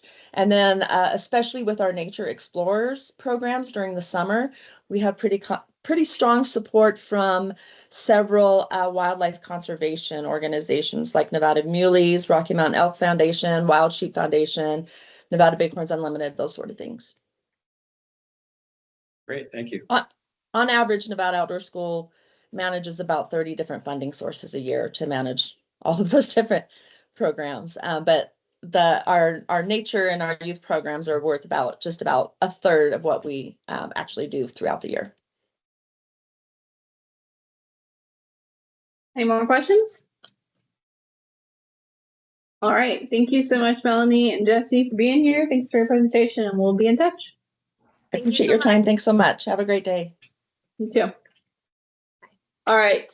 I don't think our next presentation is here yet, but it will be from the Girl Scouts of Sierra Nevada. I believe Joanne Weston is presenting. Joanne, are you online at all yet?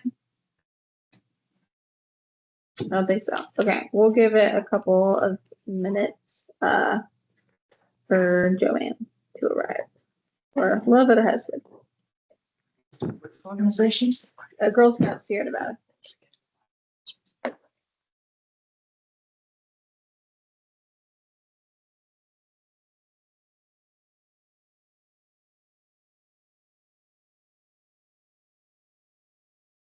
Kendall, it looks like they're online.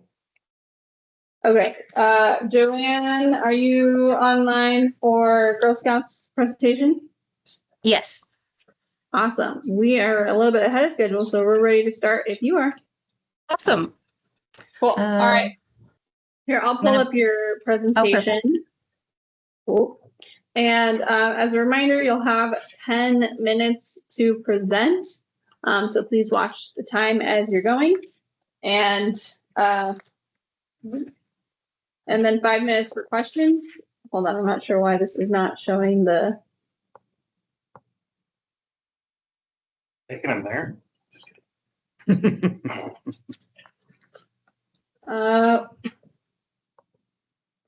We'll try that again.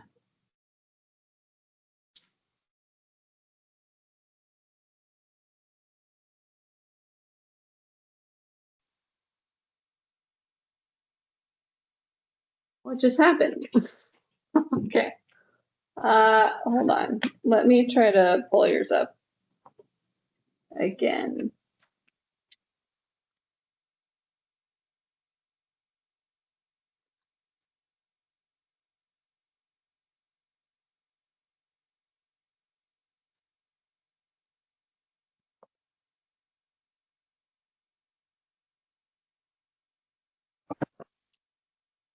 Do you all have a presentation that you could try sharing?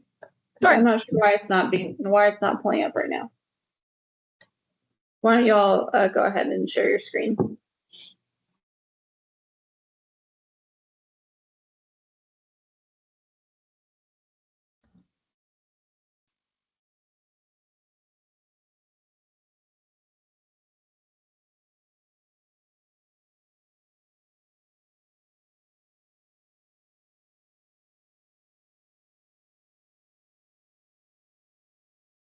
Trying. I'm sorry. You're good. We got time. We're still ahead of schedule. So. There we go. Perfect. And then you can begin whenever you're ready. Again, you got 10 minutes for presentation, and then we'll reserve 5 minutes for questions at the end. Okay. Well, thanks for having us. I'm Joanne Estes. I'm the Chief Operating Officer at Girl Scouts. And with me, I have Murphy Galloway. She's our Director of Girl Experience. And I also believe on the call, I'm not seeing her, but we have Karen Rudd. She's our Chief Development Officer. So again, thank you for having us. I'm here. Oh, hi, Karen. Just a little history. Girl Scouts has been an organization that has been around for over 112 years. We've been developing the next generation of outdoor enthusiasts. Outdoors is a core part of Girl Scouts and has always been in our DNA. Girl Scouts of the Sierra Nevada specifically has been around since 1936. And we serve about 4,000 members over our 96,000 square miles of territory. We recruit girls to our program by partnering with schools and other youth-serving community organizations. For this program in particular, we target Title I schools and low-income communities and neighborhoods so that we know that the girls that we're serving all face barriers to the outdoors. They qualify for free and reduced cost lunch. And with this funding, we aim to start 16 new troops with students in Carson City, Douglas County, Lyon and Story County. So that would be like Fallon, Fernley, Dayton.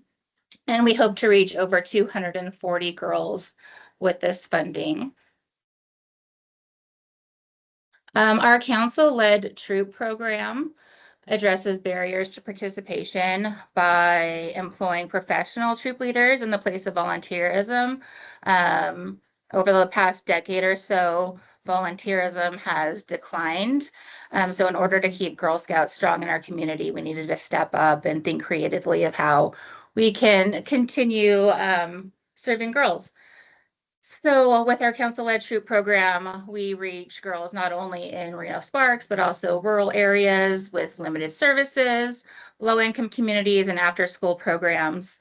And with this program, we also address socioeconomic barriers by providing transportation when needed, addressing food insecurity, and providing financial assistance to all girls who qualify. With this program, we would be doing these 7 badges with our girls in these troops, including the animal habitats, trail adventure, eco-friend, camper, trees, snow adventure, and outdoor art.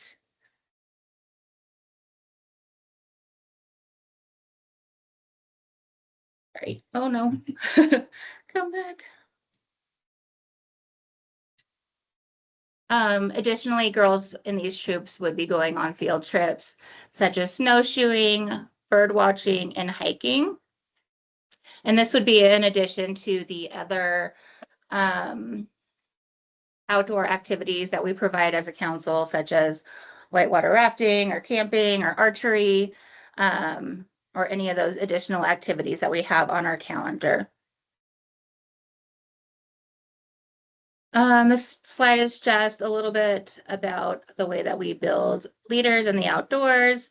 When Girl Scouts participate in outdoor programming, they benefit in these important ways: outdoor competence, outdoor interest, outdoor confidence, and environmental stewardship.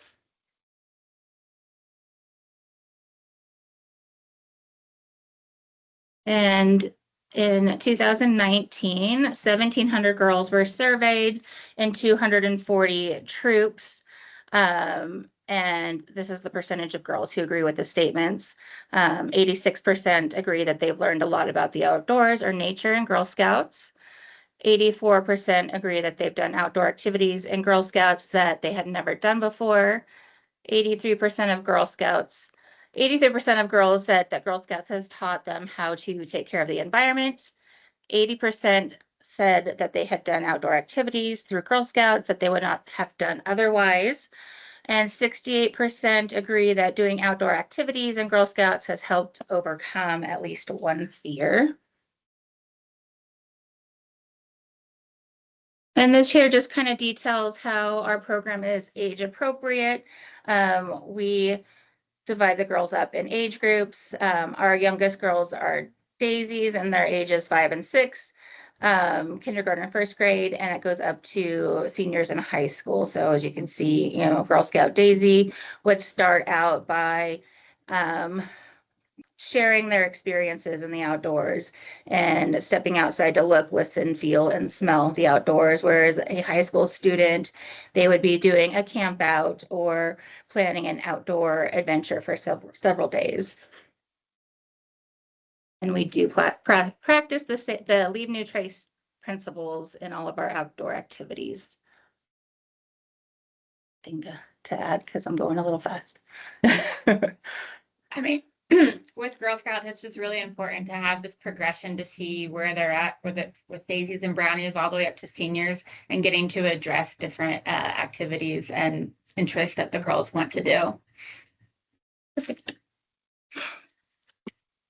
And this last slide here just shares our program impact. Again, 1,700 girls were surveyed.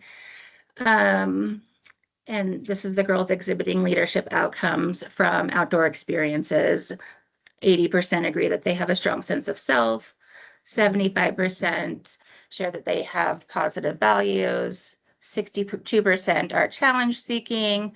60% have healthier relationships, and 57% agree that they have community problem solving skills. I think that's the end of our slide. Oops. Oh no. Right. Karen, do you have anything that you wanted to? I think you did a great job. And just to reiterate I see the value in the girls that are outdoors, and our staff is high quality, highly trained, engage in outdoors and all the different nuances of learning when they're out there to get the girls excited in all the different things as far as ecology and environment. To hear all those stories, it's hard to sometimes quantify in a PowerPoint presentation, but it is very moving and very life-changing. So we really hope that we get your support. All right. Thank you so much. We can take any questions from the board who's online to start.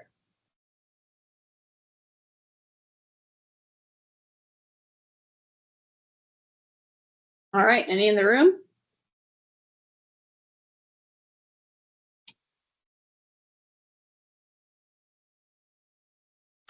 All right. In that case, thank you so much, Joanne and Karen and team. We will be in touch, and thanks for your presentation. Thank you. Thank you, everyone. Bye. All right. So we've got until 10:45 for our next presentation. So we'll recess until then. Please be back ready to go at 10:44. Thanks, everybody.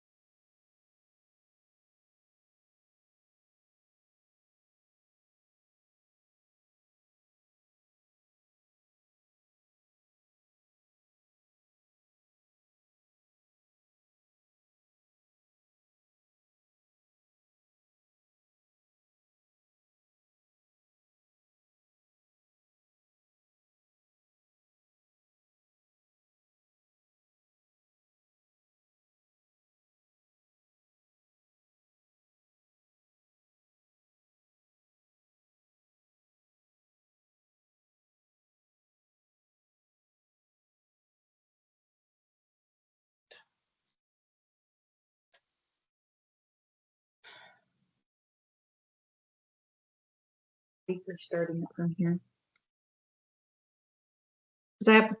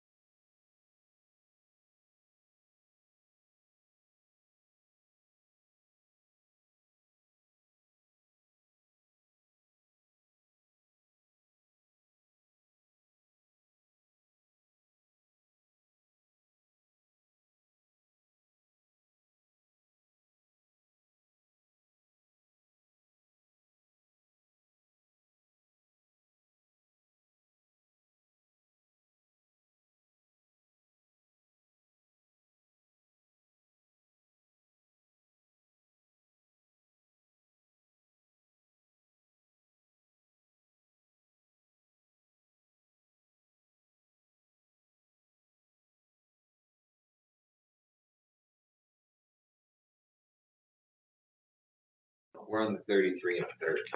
Mm. We didn't pay. Just doesn't make I'm assuming I have no idea. 2016. I was hired in 2022.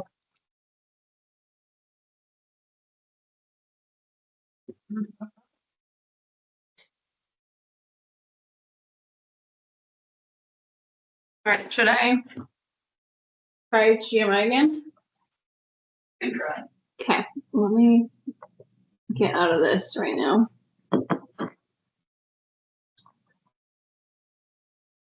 Do they really need to see you? I mean, no, but I do need to be able to present. Well, that part is going to be. Tammy, did you work for the Forest Service before? No. No. You came from Oklahoma, though, right? Here, I was in Oklahoma right before I came here. But before that, I worked with the clerk service in New England and North California. Okay, no, another Tammy on the Forest Service side. I don't know clerk service, but there's like 3 Tammys just in the state office.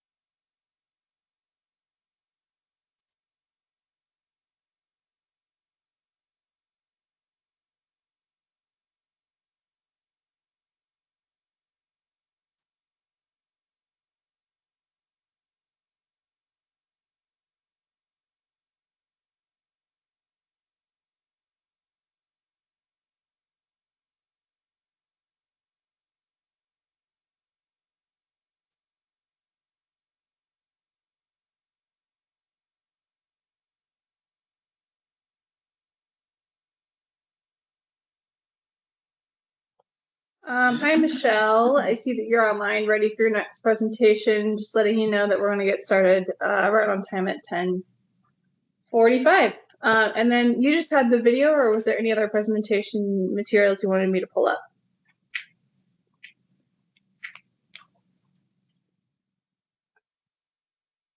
Maybe she's not there.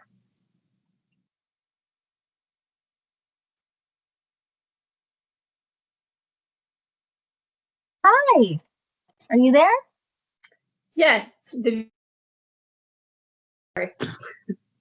I'm sorry, I can't hear you very well.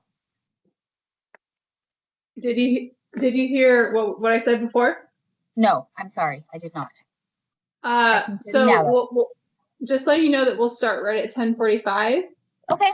And I've got your video pulled up. Was there any other presentation materials you wanted me to show?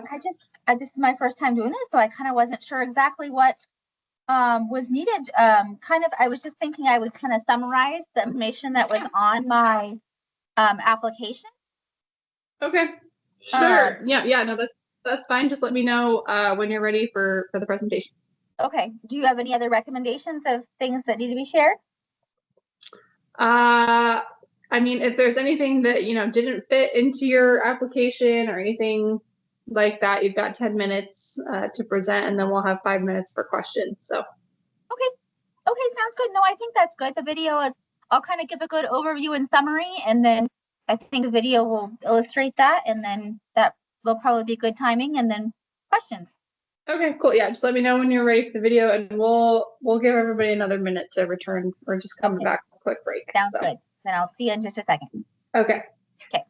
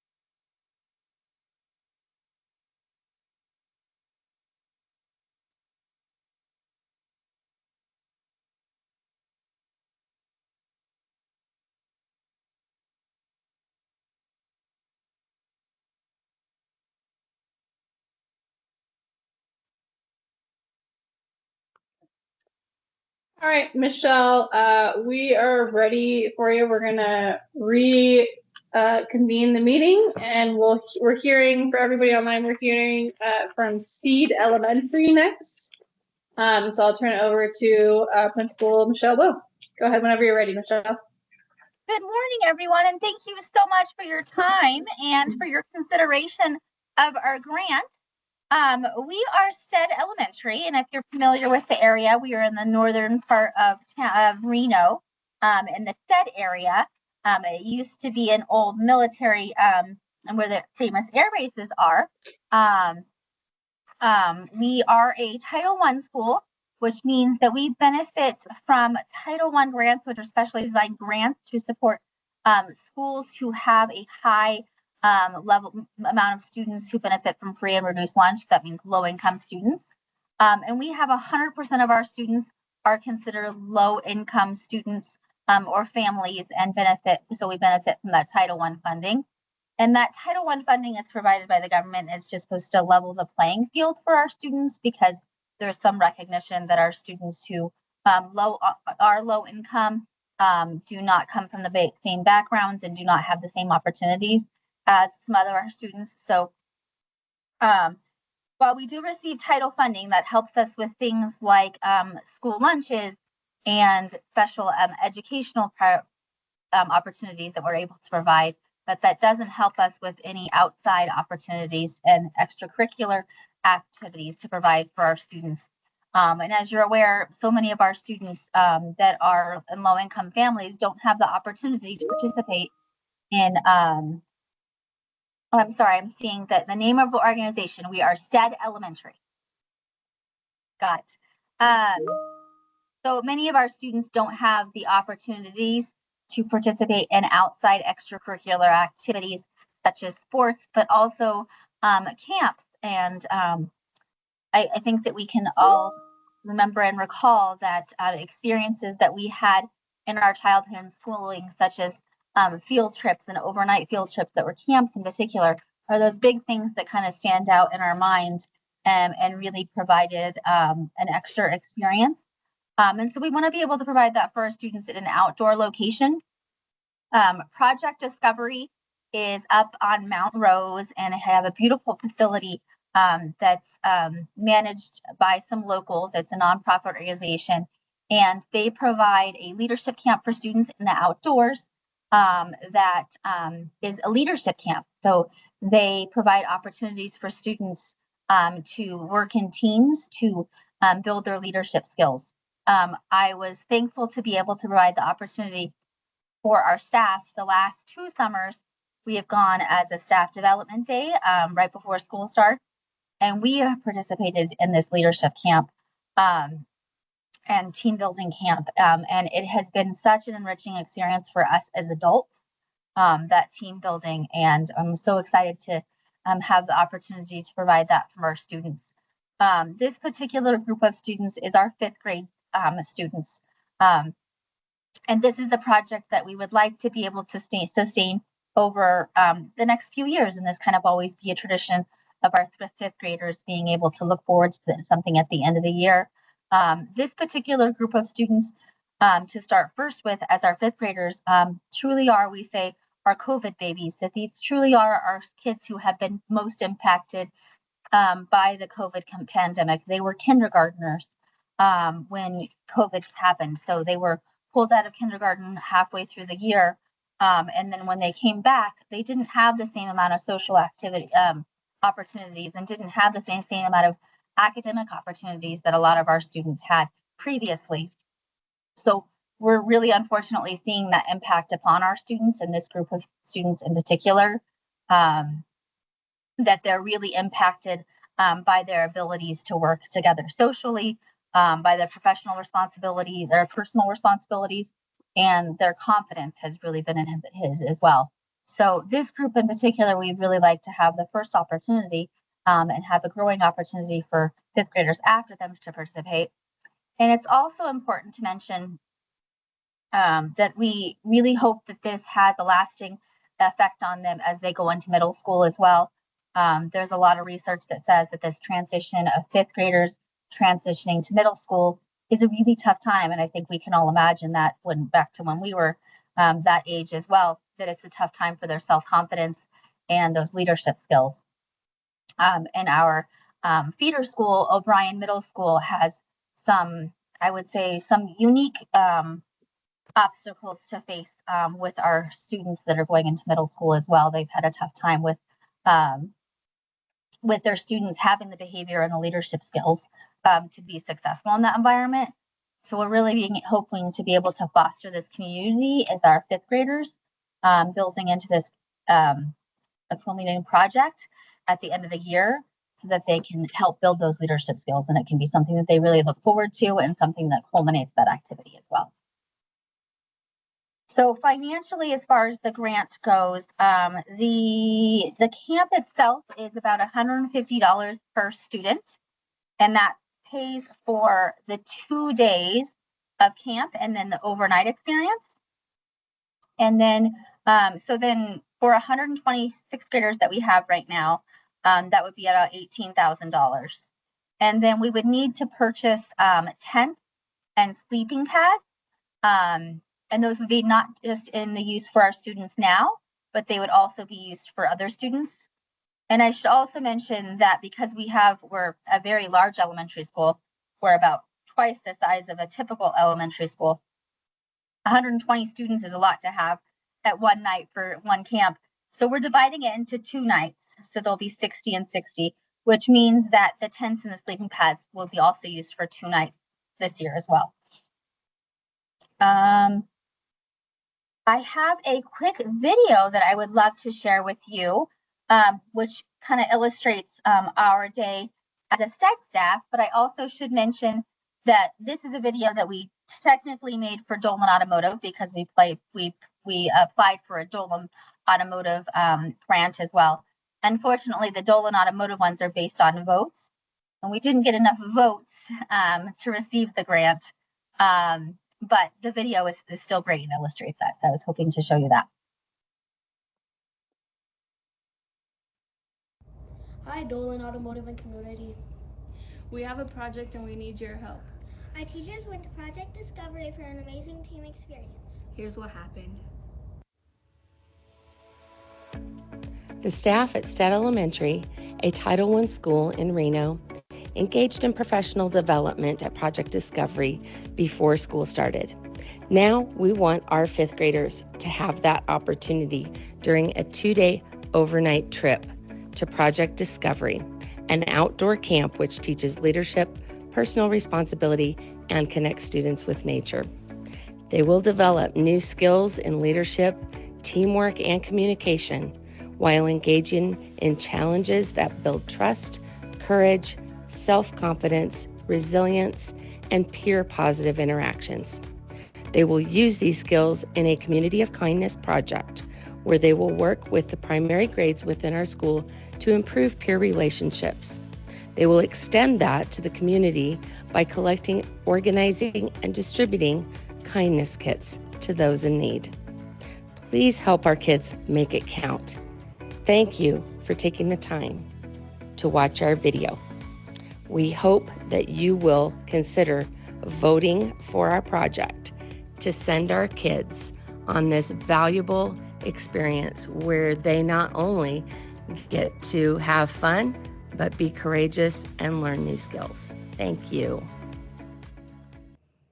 Now it's our turn to make it count. We want to use our new skills in teamwork, leadership, and communication To benefit our classroom, school, and community. We know we have challenges to overcome, but we can do it with your help.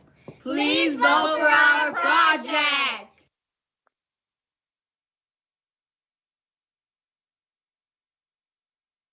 So that's just a short way to kind of illustrate the lasting impact that this has on our students leadership-wise.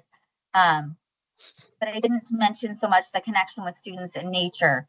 The camp is an amazing opportunity for our students to be able to participate in this outdoor camp in a beautiful atmosphere and also learn about our surroundings and our area and connect students with nature and the skills of recycling and our natural spaces. And then they also work those into the lesson plans, the leadership camp as well. And there's lots of information on Project Discovery and how they do that as well. The students get the opportunity to set up tents, to cook their own meals. They're doing a nature hike. They do a campfire activity, which includes nature preservation and problem-solving skills, and lots of other nature-centered activities as well. I think I covered everything that, fostering stewardship. That was another one that was really important. Stewardship of the environment, sustainability and conservation of the environment, and conservation of protecting their nature. So many of our students don't have the opportunities to take vacations with their families or experience nature the way that other students do. You would be amazed to see how many of our students haven't even been up to Lake Tahoe or out of the Reno area. And it's amazing to see how their eyes open and they realize, oh my goodness, there's a whole world outside of my world that it's important that we preserve and that we respect as well. So developing a respect and appreciation for that as well. And that's everything that I wanted to go over. Was there any questions? Thank you, Michelle. Let's start online. Any questions online? Any questions in the room for Stead Elementary? Bobby Jones for the record. Michelle, this isn't a question. I just wanted to say thanks for your application. I thought dollar for dollar, this is one of the stronger applications and wanted to say thanks. Keep up the good work. Oh, great. I'm glad to hear that. Thank you so much for your consideration as well. We really appreciate it. And our students are so looking forward to it. This is Alan Biaggi. Who provided the other $1,000 worth of funding for the project? Oh, good question. So our PTO, our school PTO is doing a match for transportation. So they're providing the busing for the event. Wow. Thank you so much for mentioning that. Yeah, that was an important thing to mention. Thank you. All right, awesome. Well, thank you so much, Michelle, for being here, and we will be in touch. Okay, sounds good. Thank you so much. Thanks. Have a great day, everyone. You too. All right, our next presentation, I believe, is online. We're going to be hearing from Johnston STEM Academy. So let me get theirs pulled back up. I believe I see them. Lovely faces. All right, I think I've got your presentation. Just give it a second to kick in. There we go. All right, so presenters at Johnston, we will have 10 minutes to present. So please do watch your time and I'll cut you off if we need to. And then we'll reserve 5 minutes for questions from the board.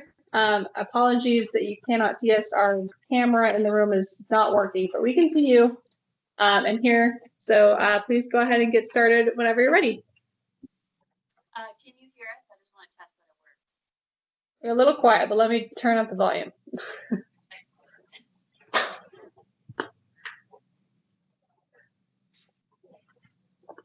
Okay, is that any better? A little bit.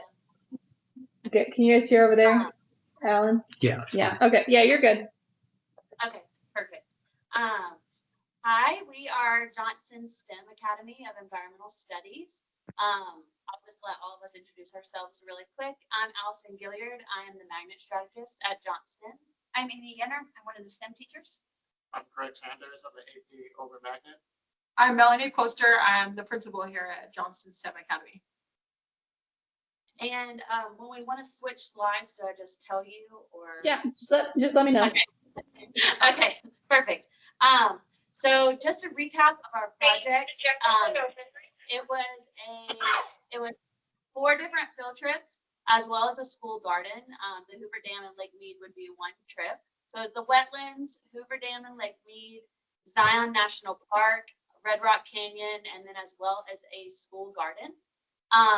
We wanted to tell you why we want to do all of these things in our project, but we decided to let the students tell you its importance rather than us. So we have a small video to share after this.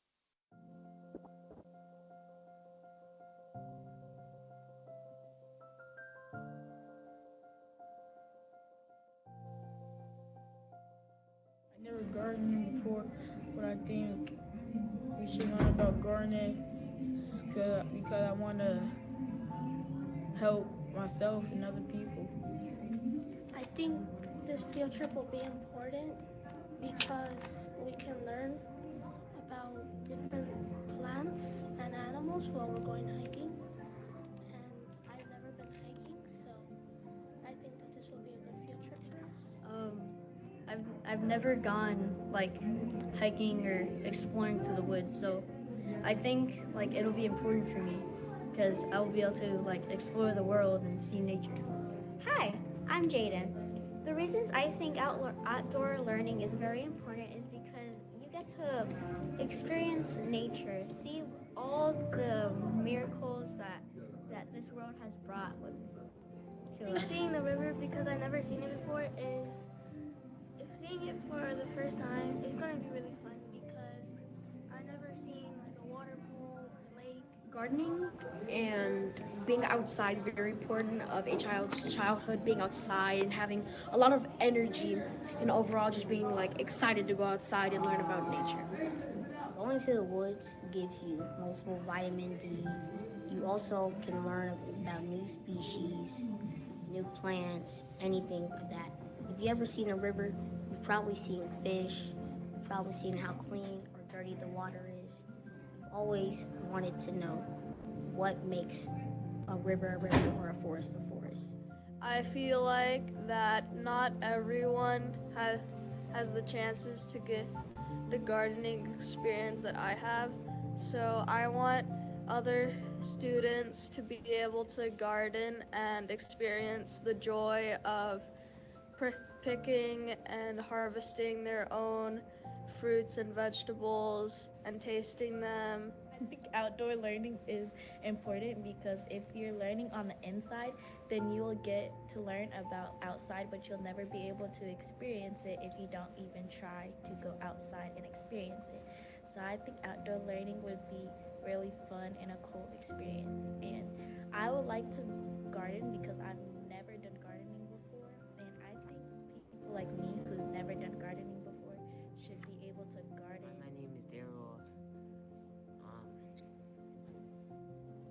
I've never been out of state, and I was hoping to do that this year. Hi, my name is Brandon. I've never been hiking before. I always wanted to go hiking because I want to learn more species about the desert and what I live in.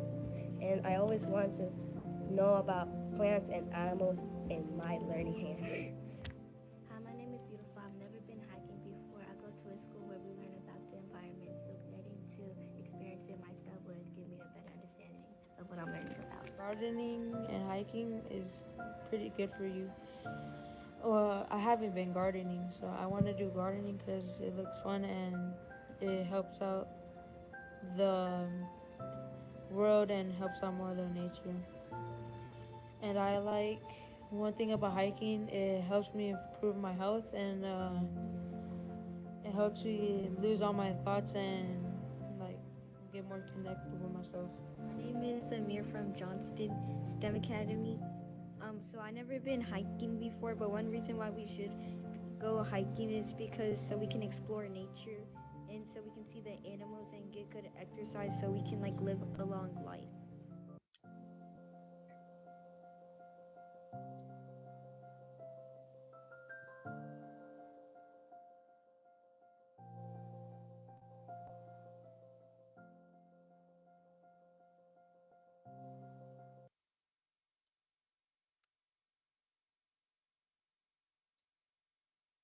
Okay, so that was a little bit from our students to be able to hear their own testimonies about ever hiking or not hiking, or when they have, what kind of experience it was for them. This is our commitment and our vision. So our commitment ties in with our vision. It's what we're doing now, or our mission. It's what we're doing now to hope that we can have in the future. So we're dedicated to enriching students' lives through hands-on learning and doing that to create a community of learners who can connect to the natural world, inspire lifelong appreciation for nature and environmental stewardship. We are really trying with stewardship to get students excited about their responsibility as people in the world, for conservation and all efforts for the environment, building real world connections to foster environmental literacy, because we are a environmental STEM school. So we're trying to get our students to have these experiences outside that they may not have had on their own. We can go to the next slide. These are just the main points that we wanted to bring up, were the impact on student well-being and physical health. One of my favorite parts of the video was when the student said it helps him get out of his head and connect with himself. I thought that that was really sweet, and that he also noticed that being outside and outdoor learning is not just physical, that it's also your mental health on top of that. So I thought that that was really cool that he shared that himself. The next thing is connecting students with nature and the environment. Next slide, sorry. We really want to get them outdoors and to be able to connect with the environment. Some have never had these experiences.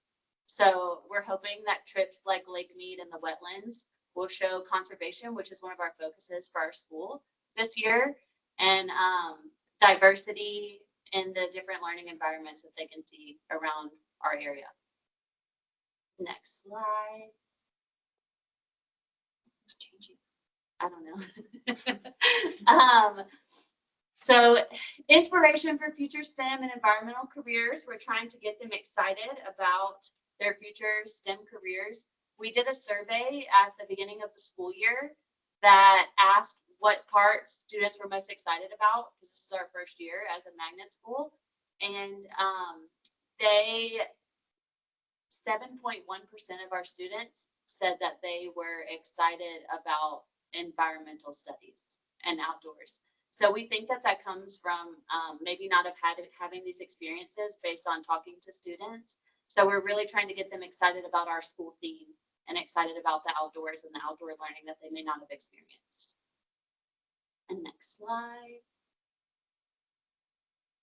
And then the school garden is really important to us. This is the living classroom. This is something that would be ongoing and not just a trip that they get to go on as well. This is something that we can maintain here. Our students, after talking to them, are very excited about gardening. And I think that that's what our kids have had the least experience with when talking to them, is growing things, putting their hands in a garden themselves. And next slide. And in our grant, we discussed the barriers to the outdoors and things that students may not have had experience with.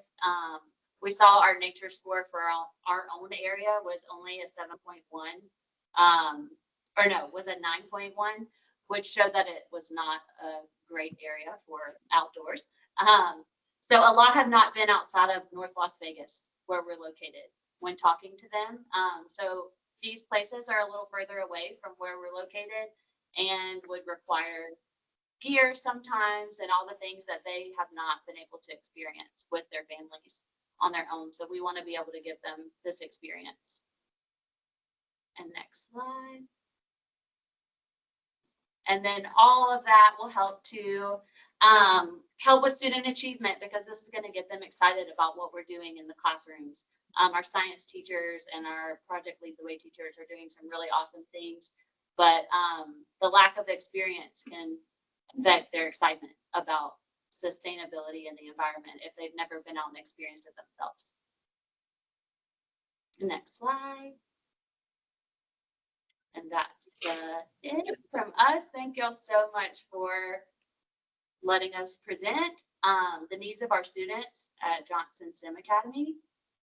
Do y'all have anything you want to add? I just thank you for the opportunity to bring this to our students.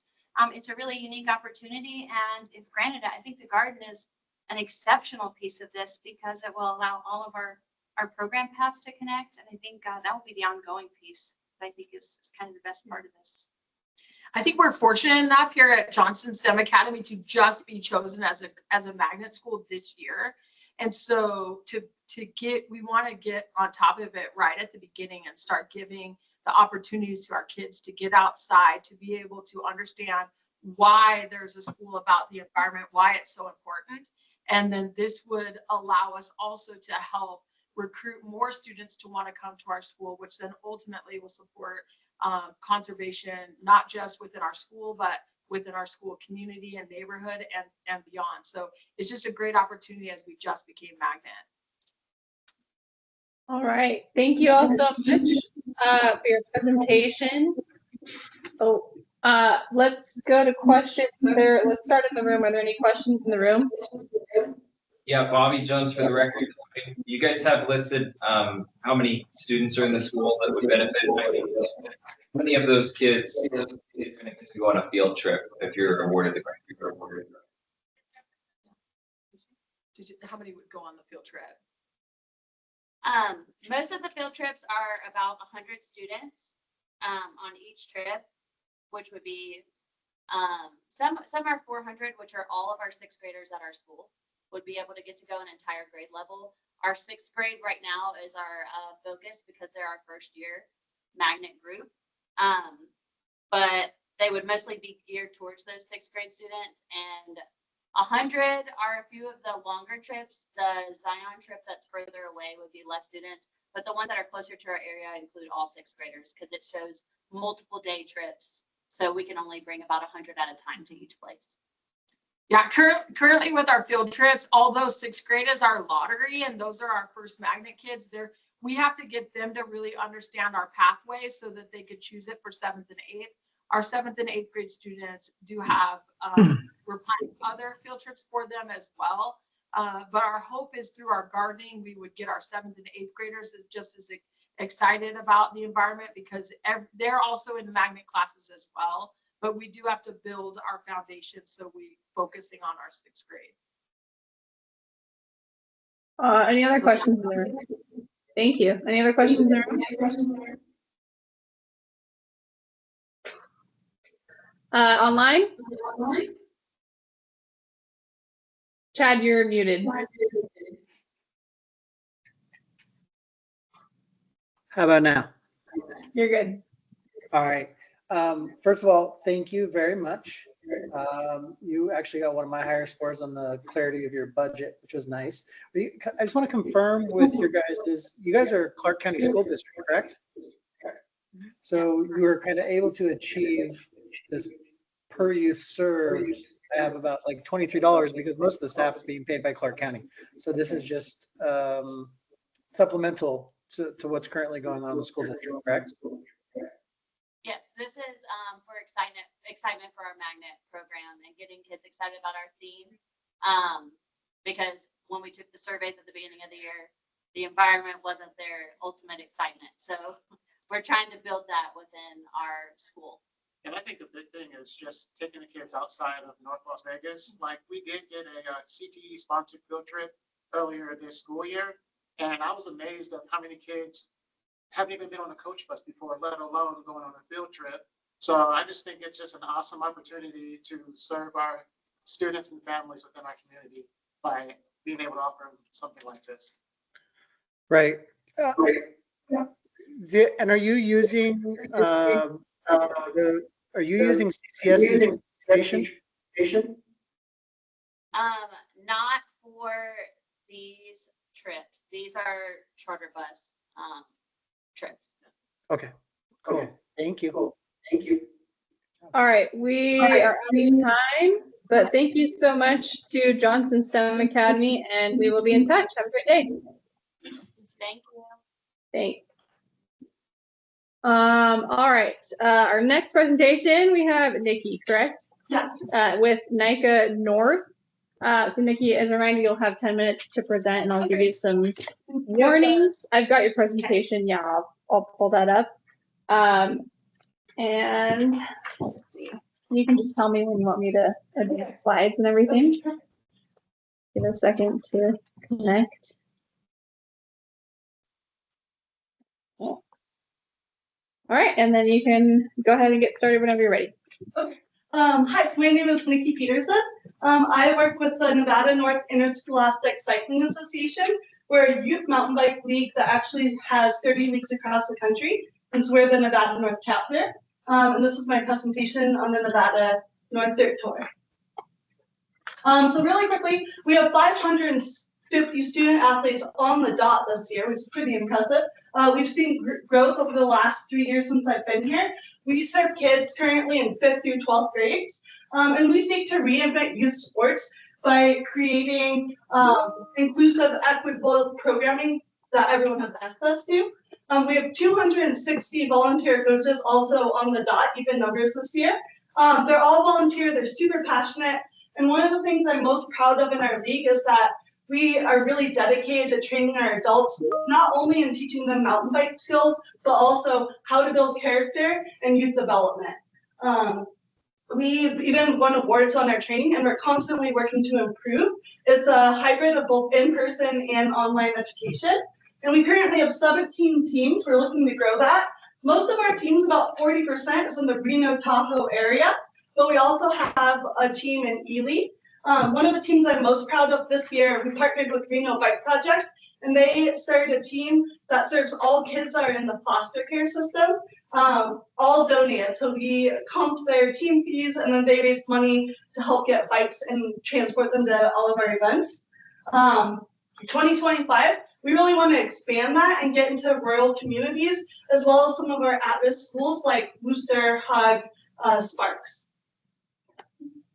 Our core values: fun, inclusivity, equity, respect, and community. We apply those very proudly at all of our events. And our website and newsletter, we always try and use that language so that even our kids know what our core values are. It's really important to us. Our vision is that every youth is empowered to be a part of a thriving and engaged cycling community. We really aim to create lifelong cyclists too. And so specifically here, we believe that all Nevada youth should have the ability to be a part of engage in the cycling community. And our mission is to build strong minds, bodies, character, and communities through the wonderful sport of mountain biking. And we have great trails in Nevada, so we're really lucky. We're a volunteer-run organization, which is something that I'm really proud of. In 2024, we contributed nearly $200,000 in volunteer hours. That comes from our coaching. It takes 125 volunteers to run an event, and we do 5. And we're one of the only leagues in the country that actually fills up before the races even start. So we have a really positive culture and a lot of positive, passionate families and members from the community as well that make it happen. We also have student athletes that volunteer in their communities as well. They speak at city council meetings. They write letters of advocacy for trail building, like the Carson City Bike Park, for instance. We got over 20 letters of support for that bike park, and it's really amazing. Families are stoked to spend time together. Our volunteer coaches are helping the kids. The kids make friends with other teams. It's just really awesome all around. So that's been our event in Carson City. We just held our event for the 2nd year. It goes on state lands, it goes on Carson City trails, and it also goes out of the college, which is really neat to include that college aspect as well. So one of my favorite things about NICA is that everybody rides. There's no tryouts, there's no benches. About 75% of our student athletes attend at least one race. This year, 63% went to all 5 races. So they're going to different communities, they're traveling to places they've never seen. Oftentimes they'll camp with their teams and make those memories around the campfire. So it's more than just about being on the bike. It's really neat. But one of the cool things, racing is not required. Not everyone wants to go racing, not everyone has the ability to. So about 25% of our kids choose to just attend practices and other league events. So some of the other programs that we offer, I'm really passionate about them too. The Teen Trail Corps program is trail advocacy, both again off the bike as well as on the bike. GRIT is girls riding together. We know how important retention is to build that community for girls in youth sports. Adventure and summer camps. So we requested $14,000 that would go towards labor, purchasing bikes to run our outreach program, a trailer to put those bikes in, and then scholarships for need-based communities and athletes. So we would find contacts in the communities. We need those champions to start the teams. We purchased the bikes and trailers. We already have a coach supporter system set up and a curriculum built out. So then we would go to these communities, we present at the school, make it really fun for the kids, host try-out clinics afterwards, and then in the evening have pizza at a community center, a bike shop, to get the community involved to let them know about the magic as well. And our hope is that these outreach programs that we create then start teams, and it snowballs and we get more kids on bikes. So again, our aim is to make sure that all of our Nevada North residents have the opportunity to be a part of this amazing sport and community. We also intend to bring league events to these communities, which also adds an economic stimulus, which is something really cool. Some of our partnerships, we have a storage unit that's already been donated to keep all of this stuff.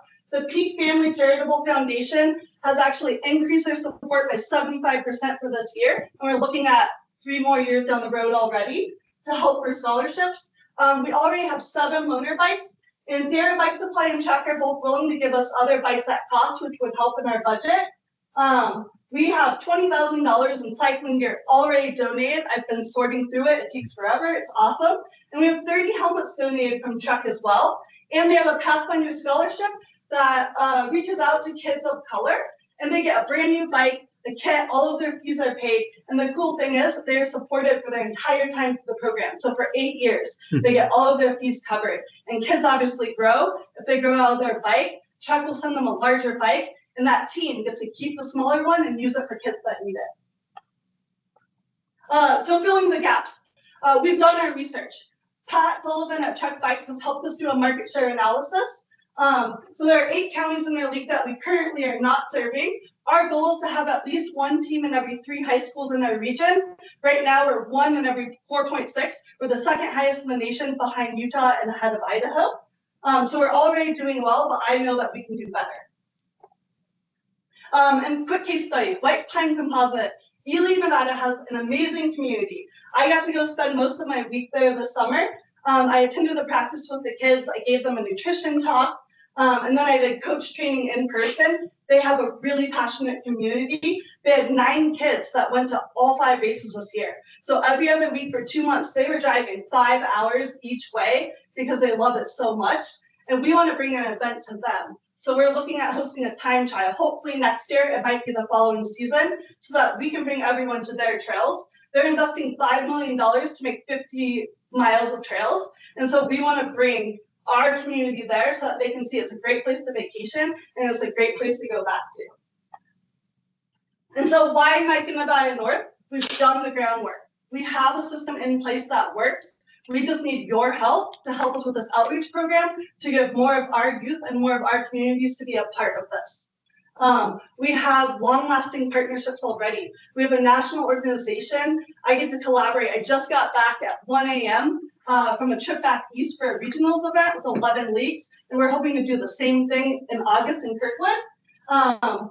We have 15 kids that are on free or reduced lunches. 16% of our participants right now are kids of color, 20% in high school for girls, 29%, which is really, really high for middle school girls. And we've already done the work to create outreach flyers and registration packets for non-English speaking families. So we've done a lot of the work. We just need help for this outreach program. And that is all. I could talk for hours on this. I love it. I'm so passionate about it, but I'd love to answer any questions that you might have. Thank you, Nikki. Those online, sorry you can't see us, the camera's not working, but Nikki's in the room with us. Let's start with questions in the room. Nothing? All right, any questions online?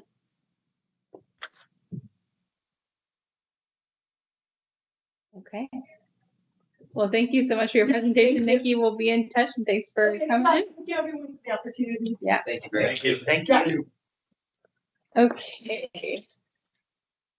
We're a few minutes ahead of time now. And our next presentation will be from Libby Booth Elementary. I don't think I have a presentation for them, so I'm gonna disconnect this for now. Is Libby Booth online?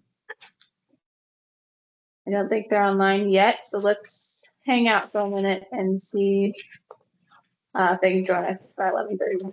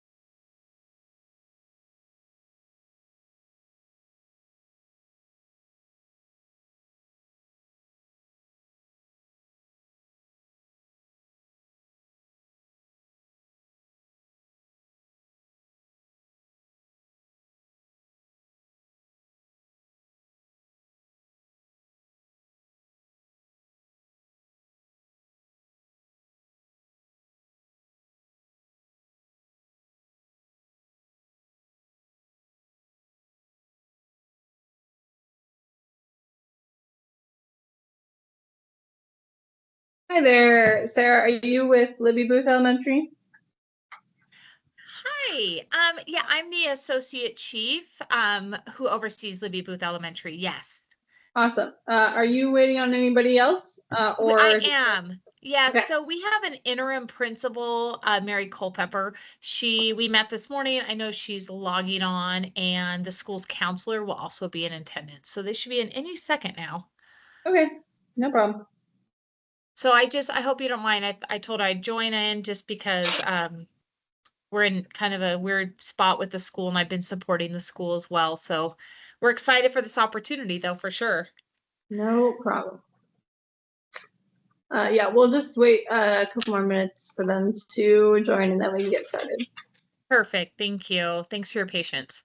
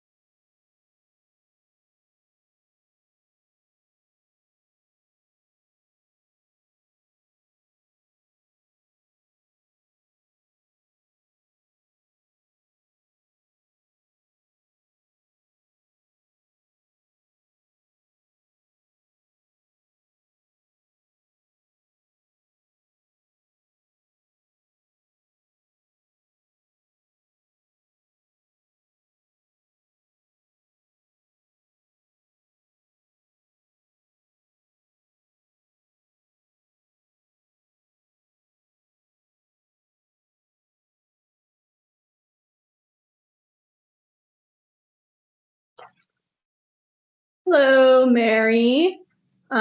This is Kendall in Carson City. Sorry y'all can't see us. Our camera's not working in our room here. But if you all have everyone you need for your presentation, we can go ahead and get started. Just so you know, we'll have 10 minutes for your presentation, and I'll cut you off at 10 minutes if you're not wrapped up. And then we'll reserve the last 5 minutes for questions. So you guys can go ahead and get started when you're ready. Awesome. Thank you. My name is Mary Culpepper, and I am the interim principal over at Booth. Good morning. I'm Candia Talbert, school counselor at Libby Booth. And we also have our associate chief, Sarah Cunningham, joining us, just especially with changes in transition and staffing right now. So she is the other face that you see.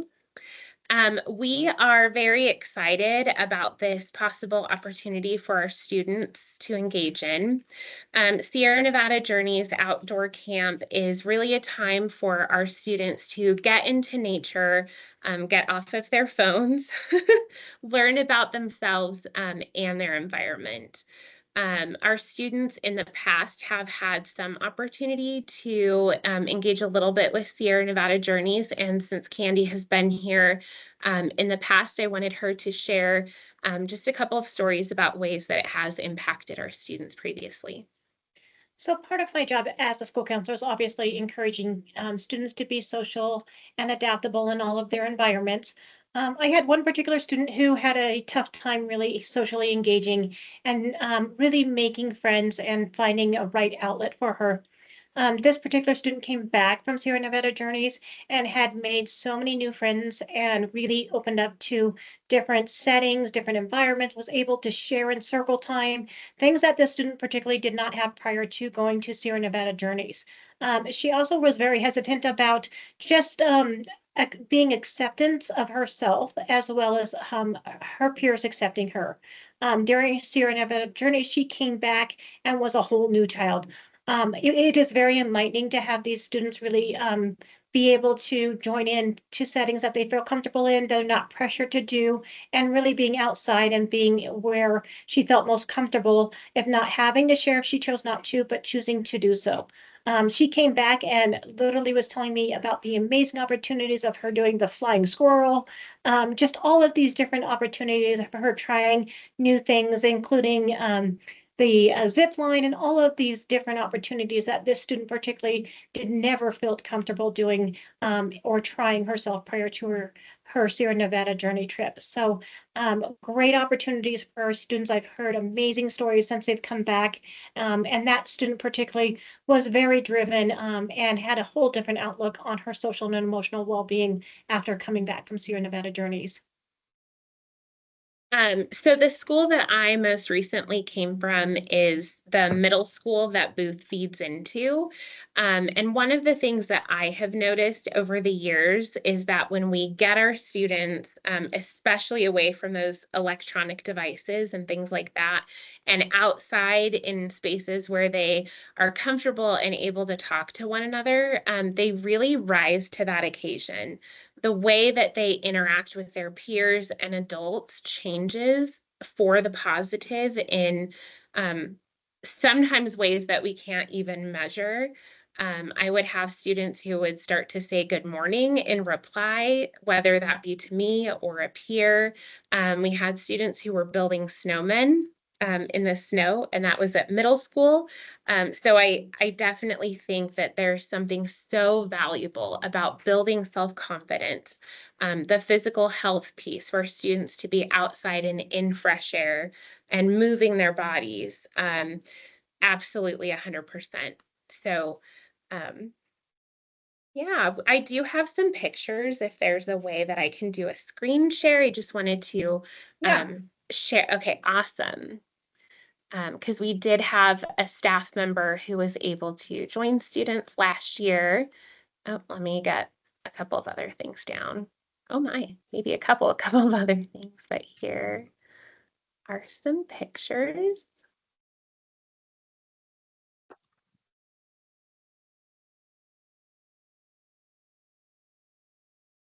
It's thinking, there we go. So just even from these pictures, I mean, we have students hanging from zip lines and playing in the water, learning about their surroundings and what's happening outside in ways that they can take care of the earth that we do have. But also down in the bottom left-hand corner, those evening conversations that leaders would engage students in, kind of not forcing them to be in conversation, but really making sure that every student knew that they had a safe place to engage with one another and with their surroundings, and holding everybody in this space accountable to one another.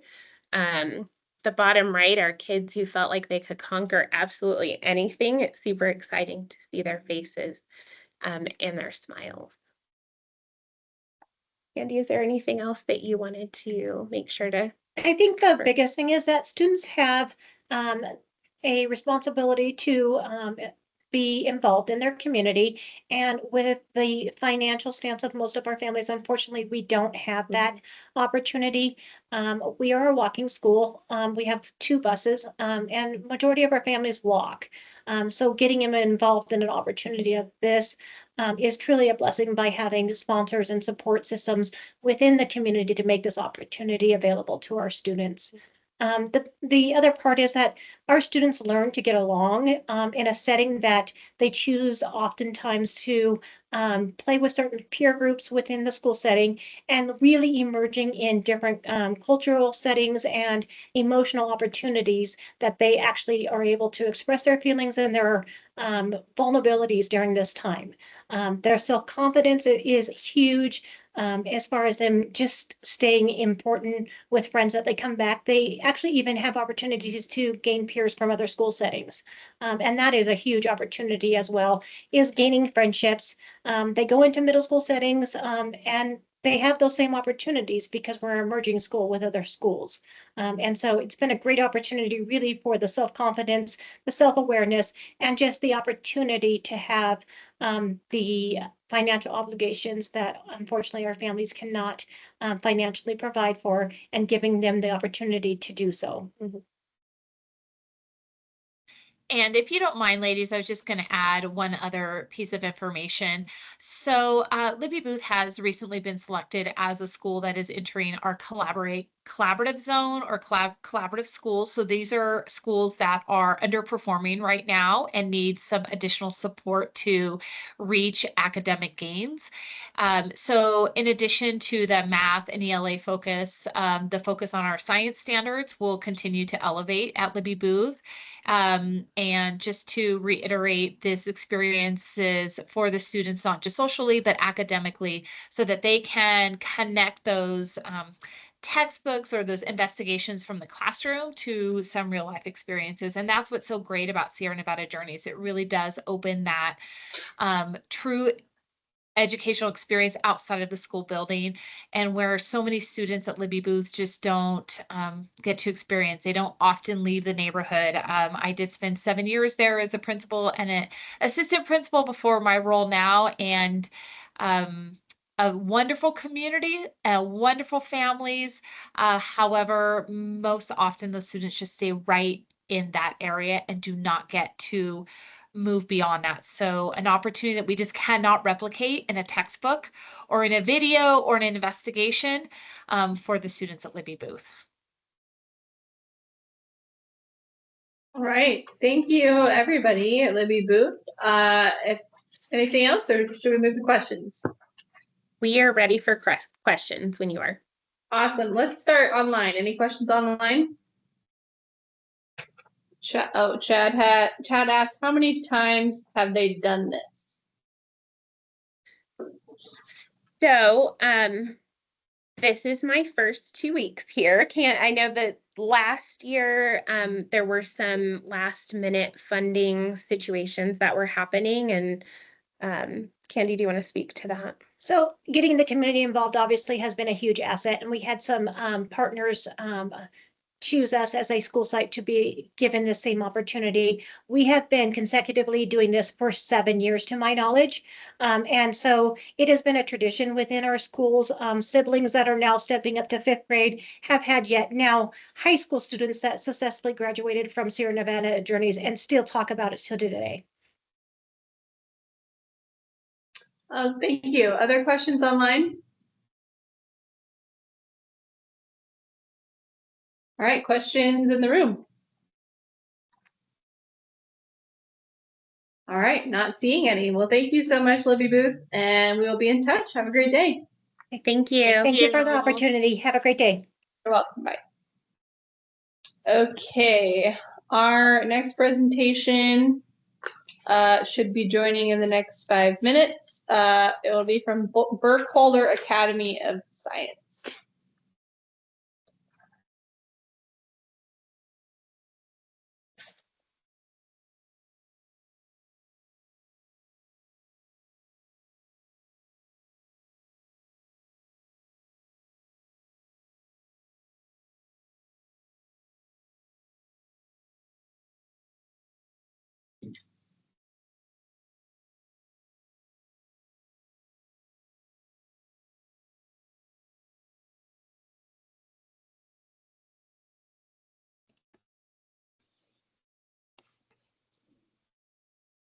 Hello, Aisha. Hello. We're just getting your presentation pulled up and ready. We're running a little bit ahead of time, so we can get started if you're ready and if you're not waiting on anybody else. That sounds great. Thank you. All right, awesome. So as a reminder, you'll have 10 minutes to present, and then we'll reserve the last 5 minutes for questions. Apologies if you cannot see us in the room here in Carson City. Our camera's not working today. But we're here, we're listening, we're ready, and please go ahead when you're ready. All right. Thank you so much again for giving us this opportunity. We're from Burkholder Academy, and as you see from our original proposal, we would like to expand our garden. Next slide. I know that we're not supposed to go tremendously in detail for any of the information that is in the project proposal, but just as a recap, we are requesting 6 additional garden beds in order to cultivate native Nevada plants and use as an outdoor classroom setting for our students. Next slide.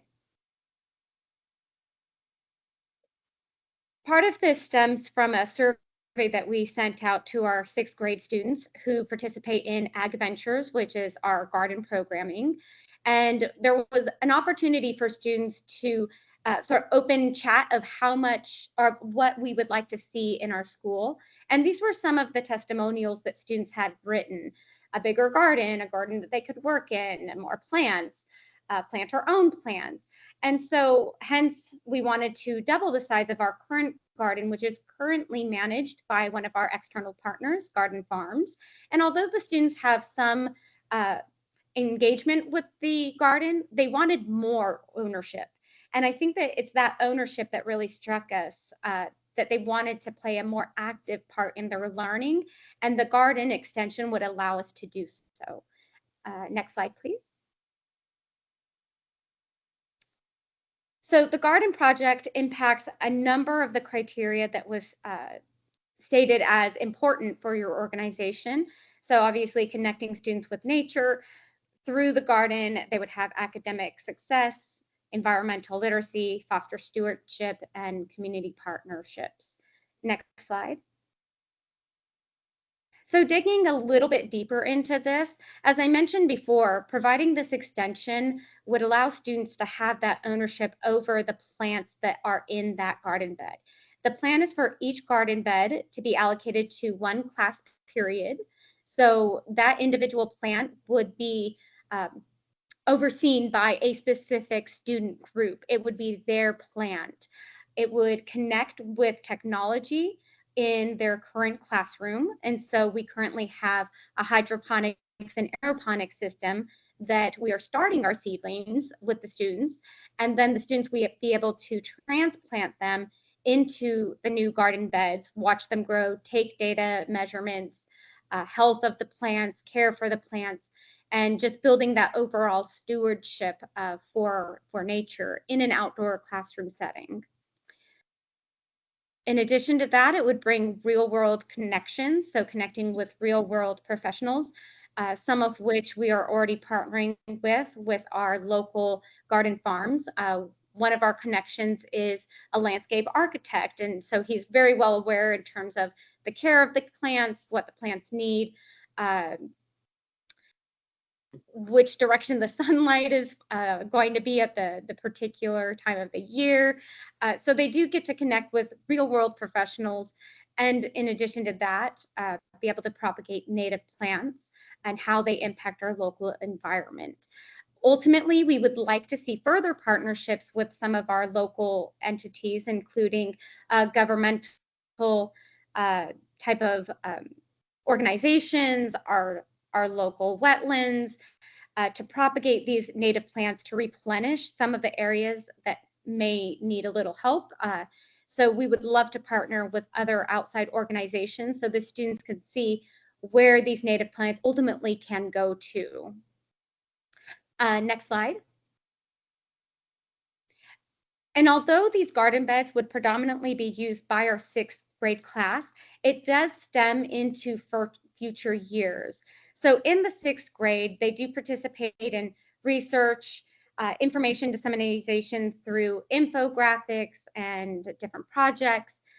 Then it leads into our 7th and 8th grade curriculum, where students will be participating in different design challenges that represent or that would house plants, local native plants, but also in terms of plants for food sources and such. We are looking into incorporating agrivoltaics so that we could meld together agriculture with sustainability. And so the focus for 7th grade is predominantly energy and the environment. And so we want to see how those two play together, how those two complement each other, and how they build a relationship. Leading into the 8th grade, that's focused more so on flight and space. And so looking at how plants would thrive possibly in outer space. So we're looking into different programs, seeds for space, things of that nature. But we want that to stem from a hands-on garden opportunity in the 6th grade so that they would be able to have that hands-on experience, that experiential experience, so that they can then lead that into how does it relate outside the garden bed, and even further, more so into high school and beyond. So the skills that they're building would be preparing them for college and career readiness, research, data, different types of team building, but more so also, even if they don't go into an environmental science type of career, they have a respect and appreciation for our environment, how to care for our environment, and foster that stewardship for environment. Next slide, please. So these are some of the future impacts for starting in the garden and leading into future years. So 7th grade currently is taking a green architecture classroom. So again, looking at that connection between our environment and how are we using our environment. So we are putting forth a greenhouse design challenge. You can see in the picture here, our students putting together a temporary greenhouse for them to house some of their plants that would eventually go into the garden beds that we were discussing. 8th grade, doing a space expedition and designing a space living pod. And so looking at what NASA is currently doing with their project of the living pod and what is necessary for them to sustain life, including having agriculture through hydroponics and such. Leading into high schools, we do want to look forward to the future for our students of how are you going to be able to use this? Are they going to be able to transfer this over to their field of study in high school if they continue on through a career and technical high school, but then more so into college and career readiness.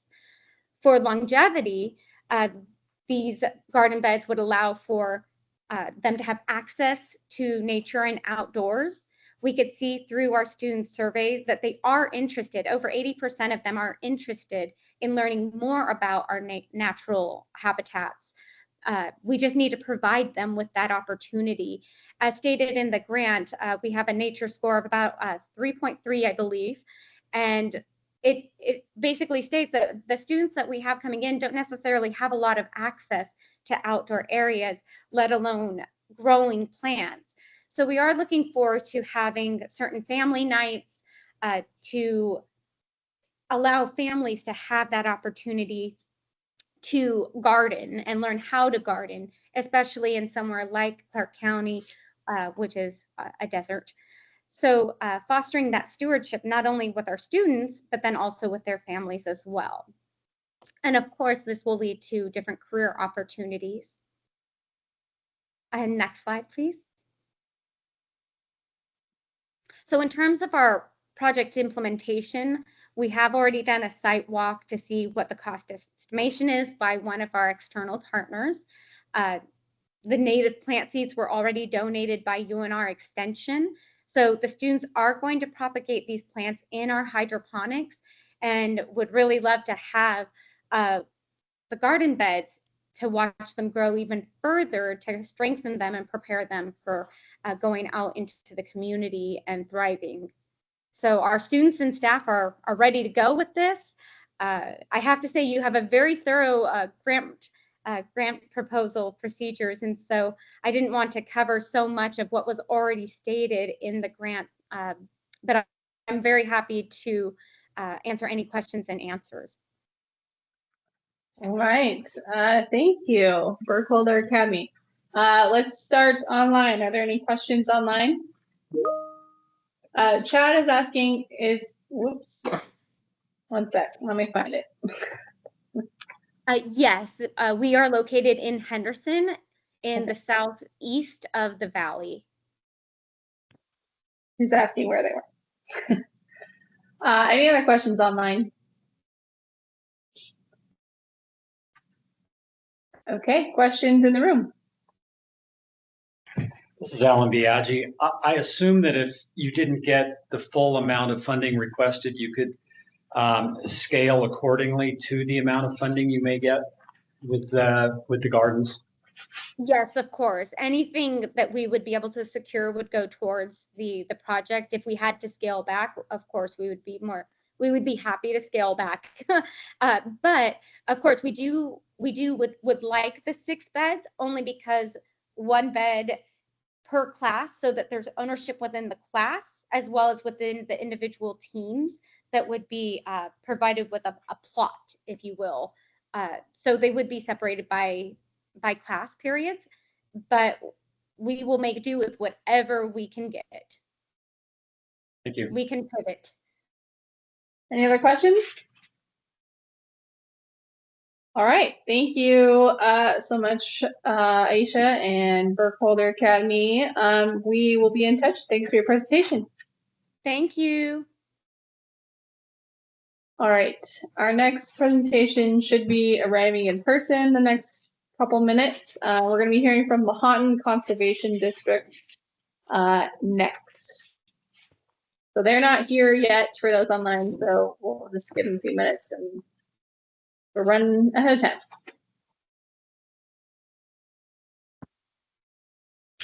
Yeah, go ahead. Yeah, so straight back from the elevator.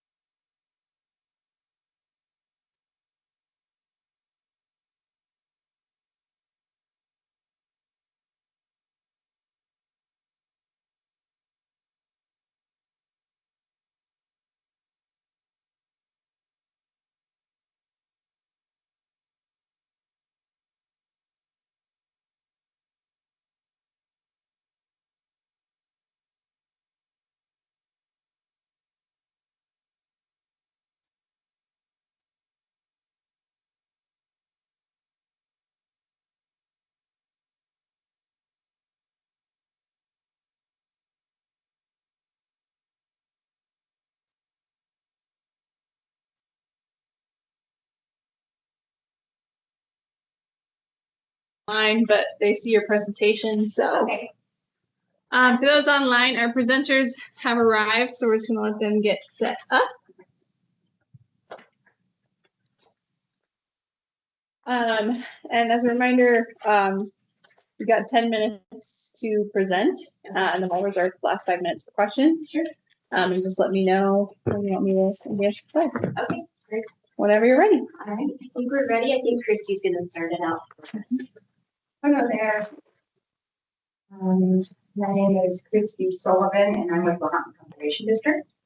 And I'd like to thank you guys for giving us the opportunity to give this presentation for our program our project that we hope to get. So this is where it's called the Greenway Plant Systems class, and it's between Lahontan Conservation District and Churchill County High School. I was just going to tell you a little bit about Lahontan Conservation District. Our mission is to provide technical resources and education services to people, groups, and agency to identify natural resources issues and creating programs to address these issues. LCD is governed by a board of 6 citizens who serve in volunteer roles of supervisors. Supervisors serve as representatives of local landowners and of the general public to provide leadership for natural resource conservation programs. Lahontan Conservation District currently employs 1 employee, and that would be me. And I help coordinate board activities and serve as an agent of the district to work with local landowners and agencies. Lahontan Conservation District is supported by Nevada Conservation District programs. Now I'll introduce Marley Jenkins, which is with Nevada Conservation Programs. Thank you, Christy. Hi, everyone. Marley Jenkins, like Christy said, I'm with the Conservation Districts Program within DCNR. I'm the Western Region Staff Specialist, so I support 9 districts on the western side of Nevada. One of those districts is Lahontan Conservation District, and I help them with grant funding, project planning, reporting, all that good stuff, wherever I can help serve them. So today, Jamie Salmons is the teacher of the Greenway Plant Systems class, and she was hoping to be here, but she got stuck in traffic. So I'm going to take over her portion of the Greenway Plant Systems class presentation. Go to the next slide. So the Greenway Plant Systems class is a class at Churchill County High School. It's part of their career and technical education course program, which provides an opportunity for students to learn a skills certificate and potentially get a college credit with local colleges. And recently, the administration there also made the class a science elective, so that opens it up to more students that aren't just on that CTE course. There are 2 options right now. There's Plant Systems 1, which is like the introduction. There's Plant Systems 2, which is the more advanced.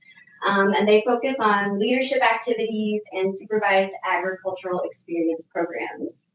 This class began in the fall of 2023, so they're only a little over a year into it now.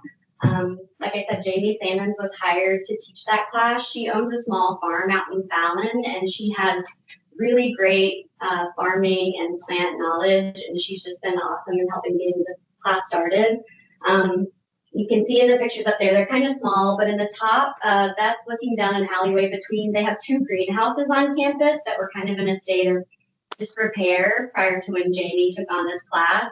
And they've gotten those both up and running now, and they've used that inner space in between to do some raised beds.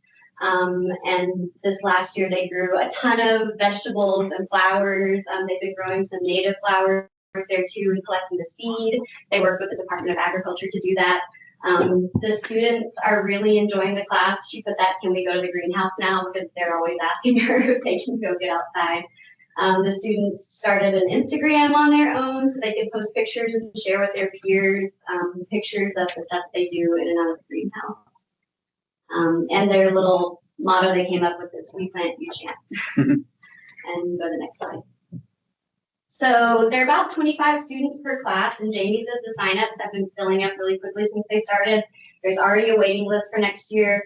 About half of the students, she said, this year have an individualized education plan, or a 504, which is where all their teachers come together and set like an individualized plan for them to learn and increase their chance of success. And there are 4 students in the Title III LEP program, which I not heard from what that program is. But there's a little note she included from them there, and she just says that she is seeing them increasingly excited to come to class and learn. Go to the next slide. So some of the cool things they've done, they participated in the local Cantaloupe Festival, they volunteered there, they made cornstalk wreaths for seniors. Some of the other things Jamie, I just heard her talk about, is they made walnut ink. Using walnuts, they made like a calendula salve to use on their skin. They grow a bunch of local herbs, and they dry them and drink tea every day in the lab from the herbs that they grew. They started a horticulture club this year so that other kids at the high school can be involved with that. Their goals are to help the school landscaping. They want to start a gleaning team where they can go around town and glean from fruit trees with fruit isn't being used, and then they can use that to cook or distribute. To the senior center and local food banks. What they want to do better and why they want this grant is to really expand their classroom resources. They have great support from the principal and the high school generally, but it would be awesome if we could get them some funding to increase kind of the individualized growing space of each student. She's hoping to buy each of them a wine barrel planter so that they can kind of have a personal planting space and decide what vegetables and flowers they want to grow in those. We have some other things on the budget like hoses and fertilizer, potting soil, and have matched for some things like shade cloth and other things. So it's really just to get them some more stuff so that they can grow more food and longer into the season in the greenhouse. They also are hoping to add some field trips that are plant centered, maybe go out to the Stillwater Wildlife Refuge. I think this year they already went out to Yarrington to the Walker Basin Conservancy Nursery. And generally they want to just expand that outdoor space so that all students can go there and spend some time outside. It's so hot in Fallon. They would like to plant some trees out there so that students can be in the shade and be outside and enjoy their time. So her vision for the future, just continuing to build a space for students. Next year, she'd like to add a Plant Systems 3 class so that they can continue going through that program. They're going to team up with the Lahontan Conservation District this year for their annual tree sale. So every year, Christy runs an awesome tree sale. And I think last year you were selling like 25 species of trees. And they're going to team up with the students so that the students can also sell their plants at that tree sale. They just want to connect with the community more. Like I said, the pruning plan, or they're going to do a pruning week at the county cemetery. They want to do a sitting space inside the greenhouse so that counselors and admins can bring students who might benefit to spend some time and talk out there. So yeah, they just want to create a better space at the high school to be outdoors and enjoy those. I think that's all. All right, thank you. Let's start with questions in the room. Anybody? Tammy Boyd for the record, not a question, but LEP is limited English proficiency. So yeah, kids who are learning English, yeah. Just to say something else, they also have a Nevada producer certificate also that helps sell the products that they harvest too. So they already got that in line also, which is kind of important. Yeah, they did their own plant sale last weekend. Yeah. So they really are amazing. When, when you have something important, you think, oh, well, is it that important? Well, those kids thrive on it, because we don't get nothing like that out there. So they're really happy. And then they tell their friends, so it's contagious. So this is Alan Biaggi. First of all, any program that grows heart of gold melons has got to be a good one. But it indicates there's 1,100 children or kids served by this, but is that just opportunities to deal with the program, or are they actually in the program? Yeah, we struggled with that question a little bit. To be clear, that is the whole high school. And these classes are like 25 students. So, and I think so there's 2 classes, so it would be 50 students directly in the class. They do go over and work with Lahontan Elementary School some. And like I said, they want any high school student can at this point come out and enjoy the greenhouse. She said they bring their friends out there all the time to look, but directly in the class is 50 students. Thank you. Yeah. Bobby Jones for the record, real fast, sorry. Go ahead, Bobby. Yeah, you're good. With a comment.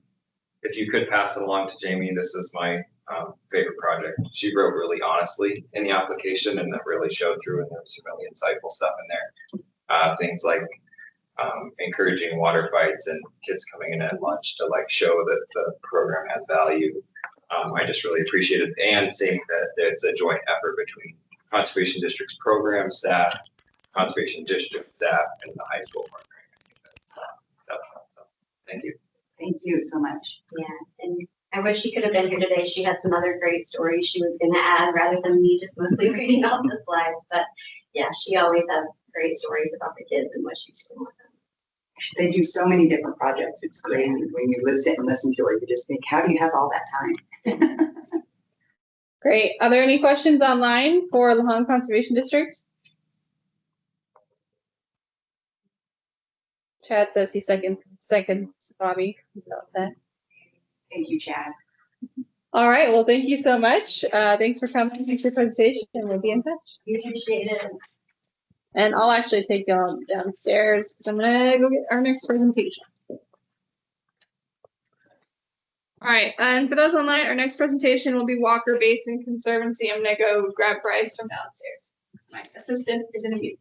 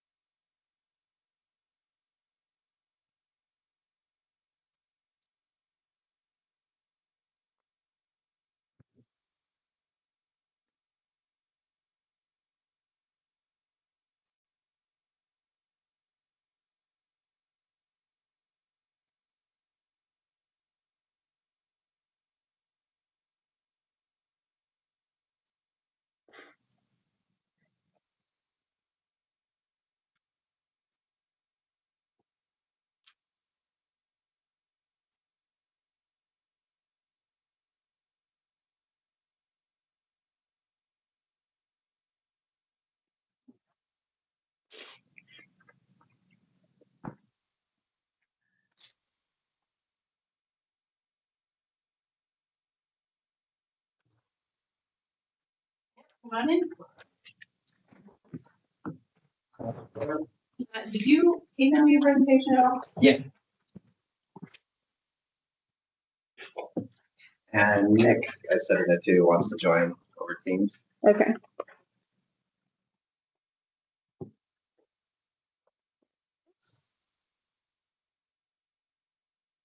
Just so you know, Bryce, they cannot see you because our camera's not working online, but they will see your slides. All right. And it looks like Nick is online as well. So as a reminder, you'll have 10 minutes to present, and then we'll reserve the last 5 minutes for questions. And just let me know when you want me to advance the slides. Okay. Are we ready to go then? Yeah, whenever you're ready. I'm sure you guys have been through a few of these already today. So, well, thank you so much for having me. My name is Bryce Bullen. I think I met a few of you before last year in the study, and I'm the Community Engagement Manager with the Walker Basin Conservancy. And up on the screen there is Nick Beaton. Nick, you want to introduce yourself? Hi, everybody. Yeah, hi, everybody. My name is Nick Beaton. I am the Director of Development for Boys and Girls Clubs of Mason Valley. Thank you so much for having us and inviting us to present today.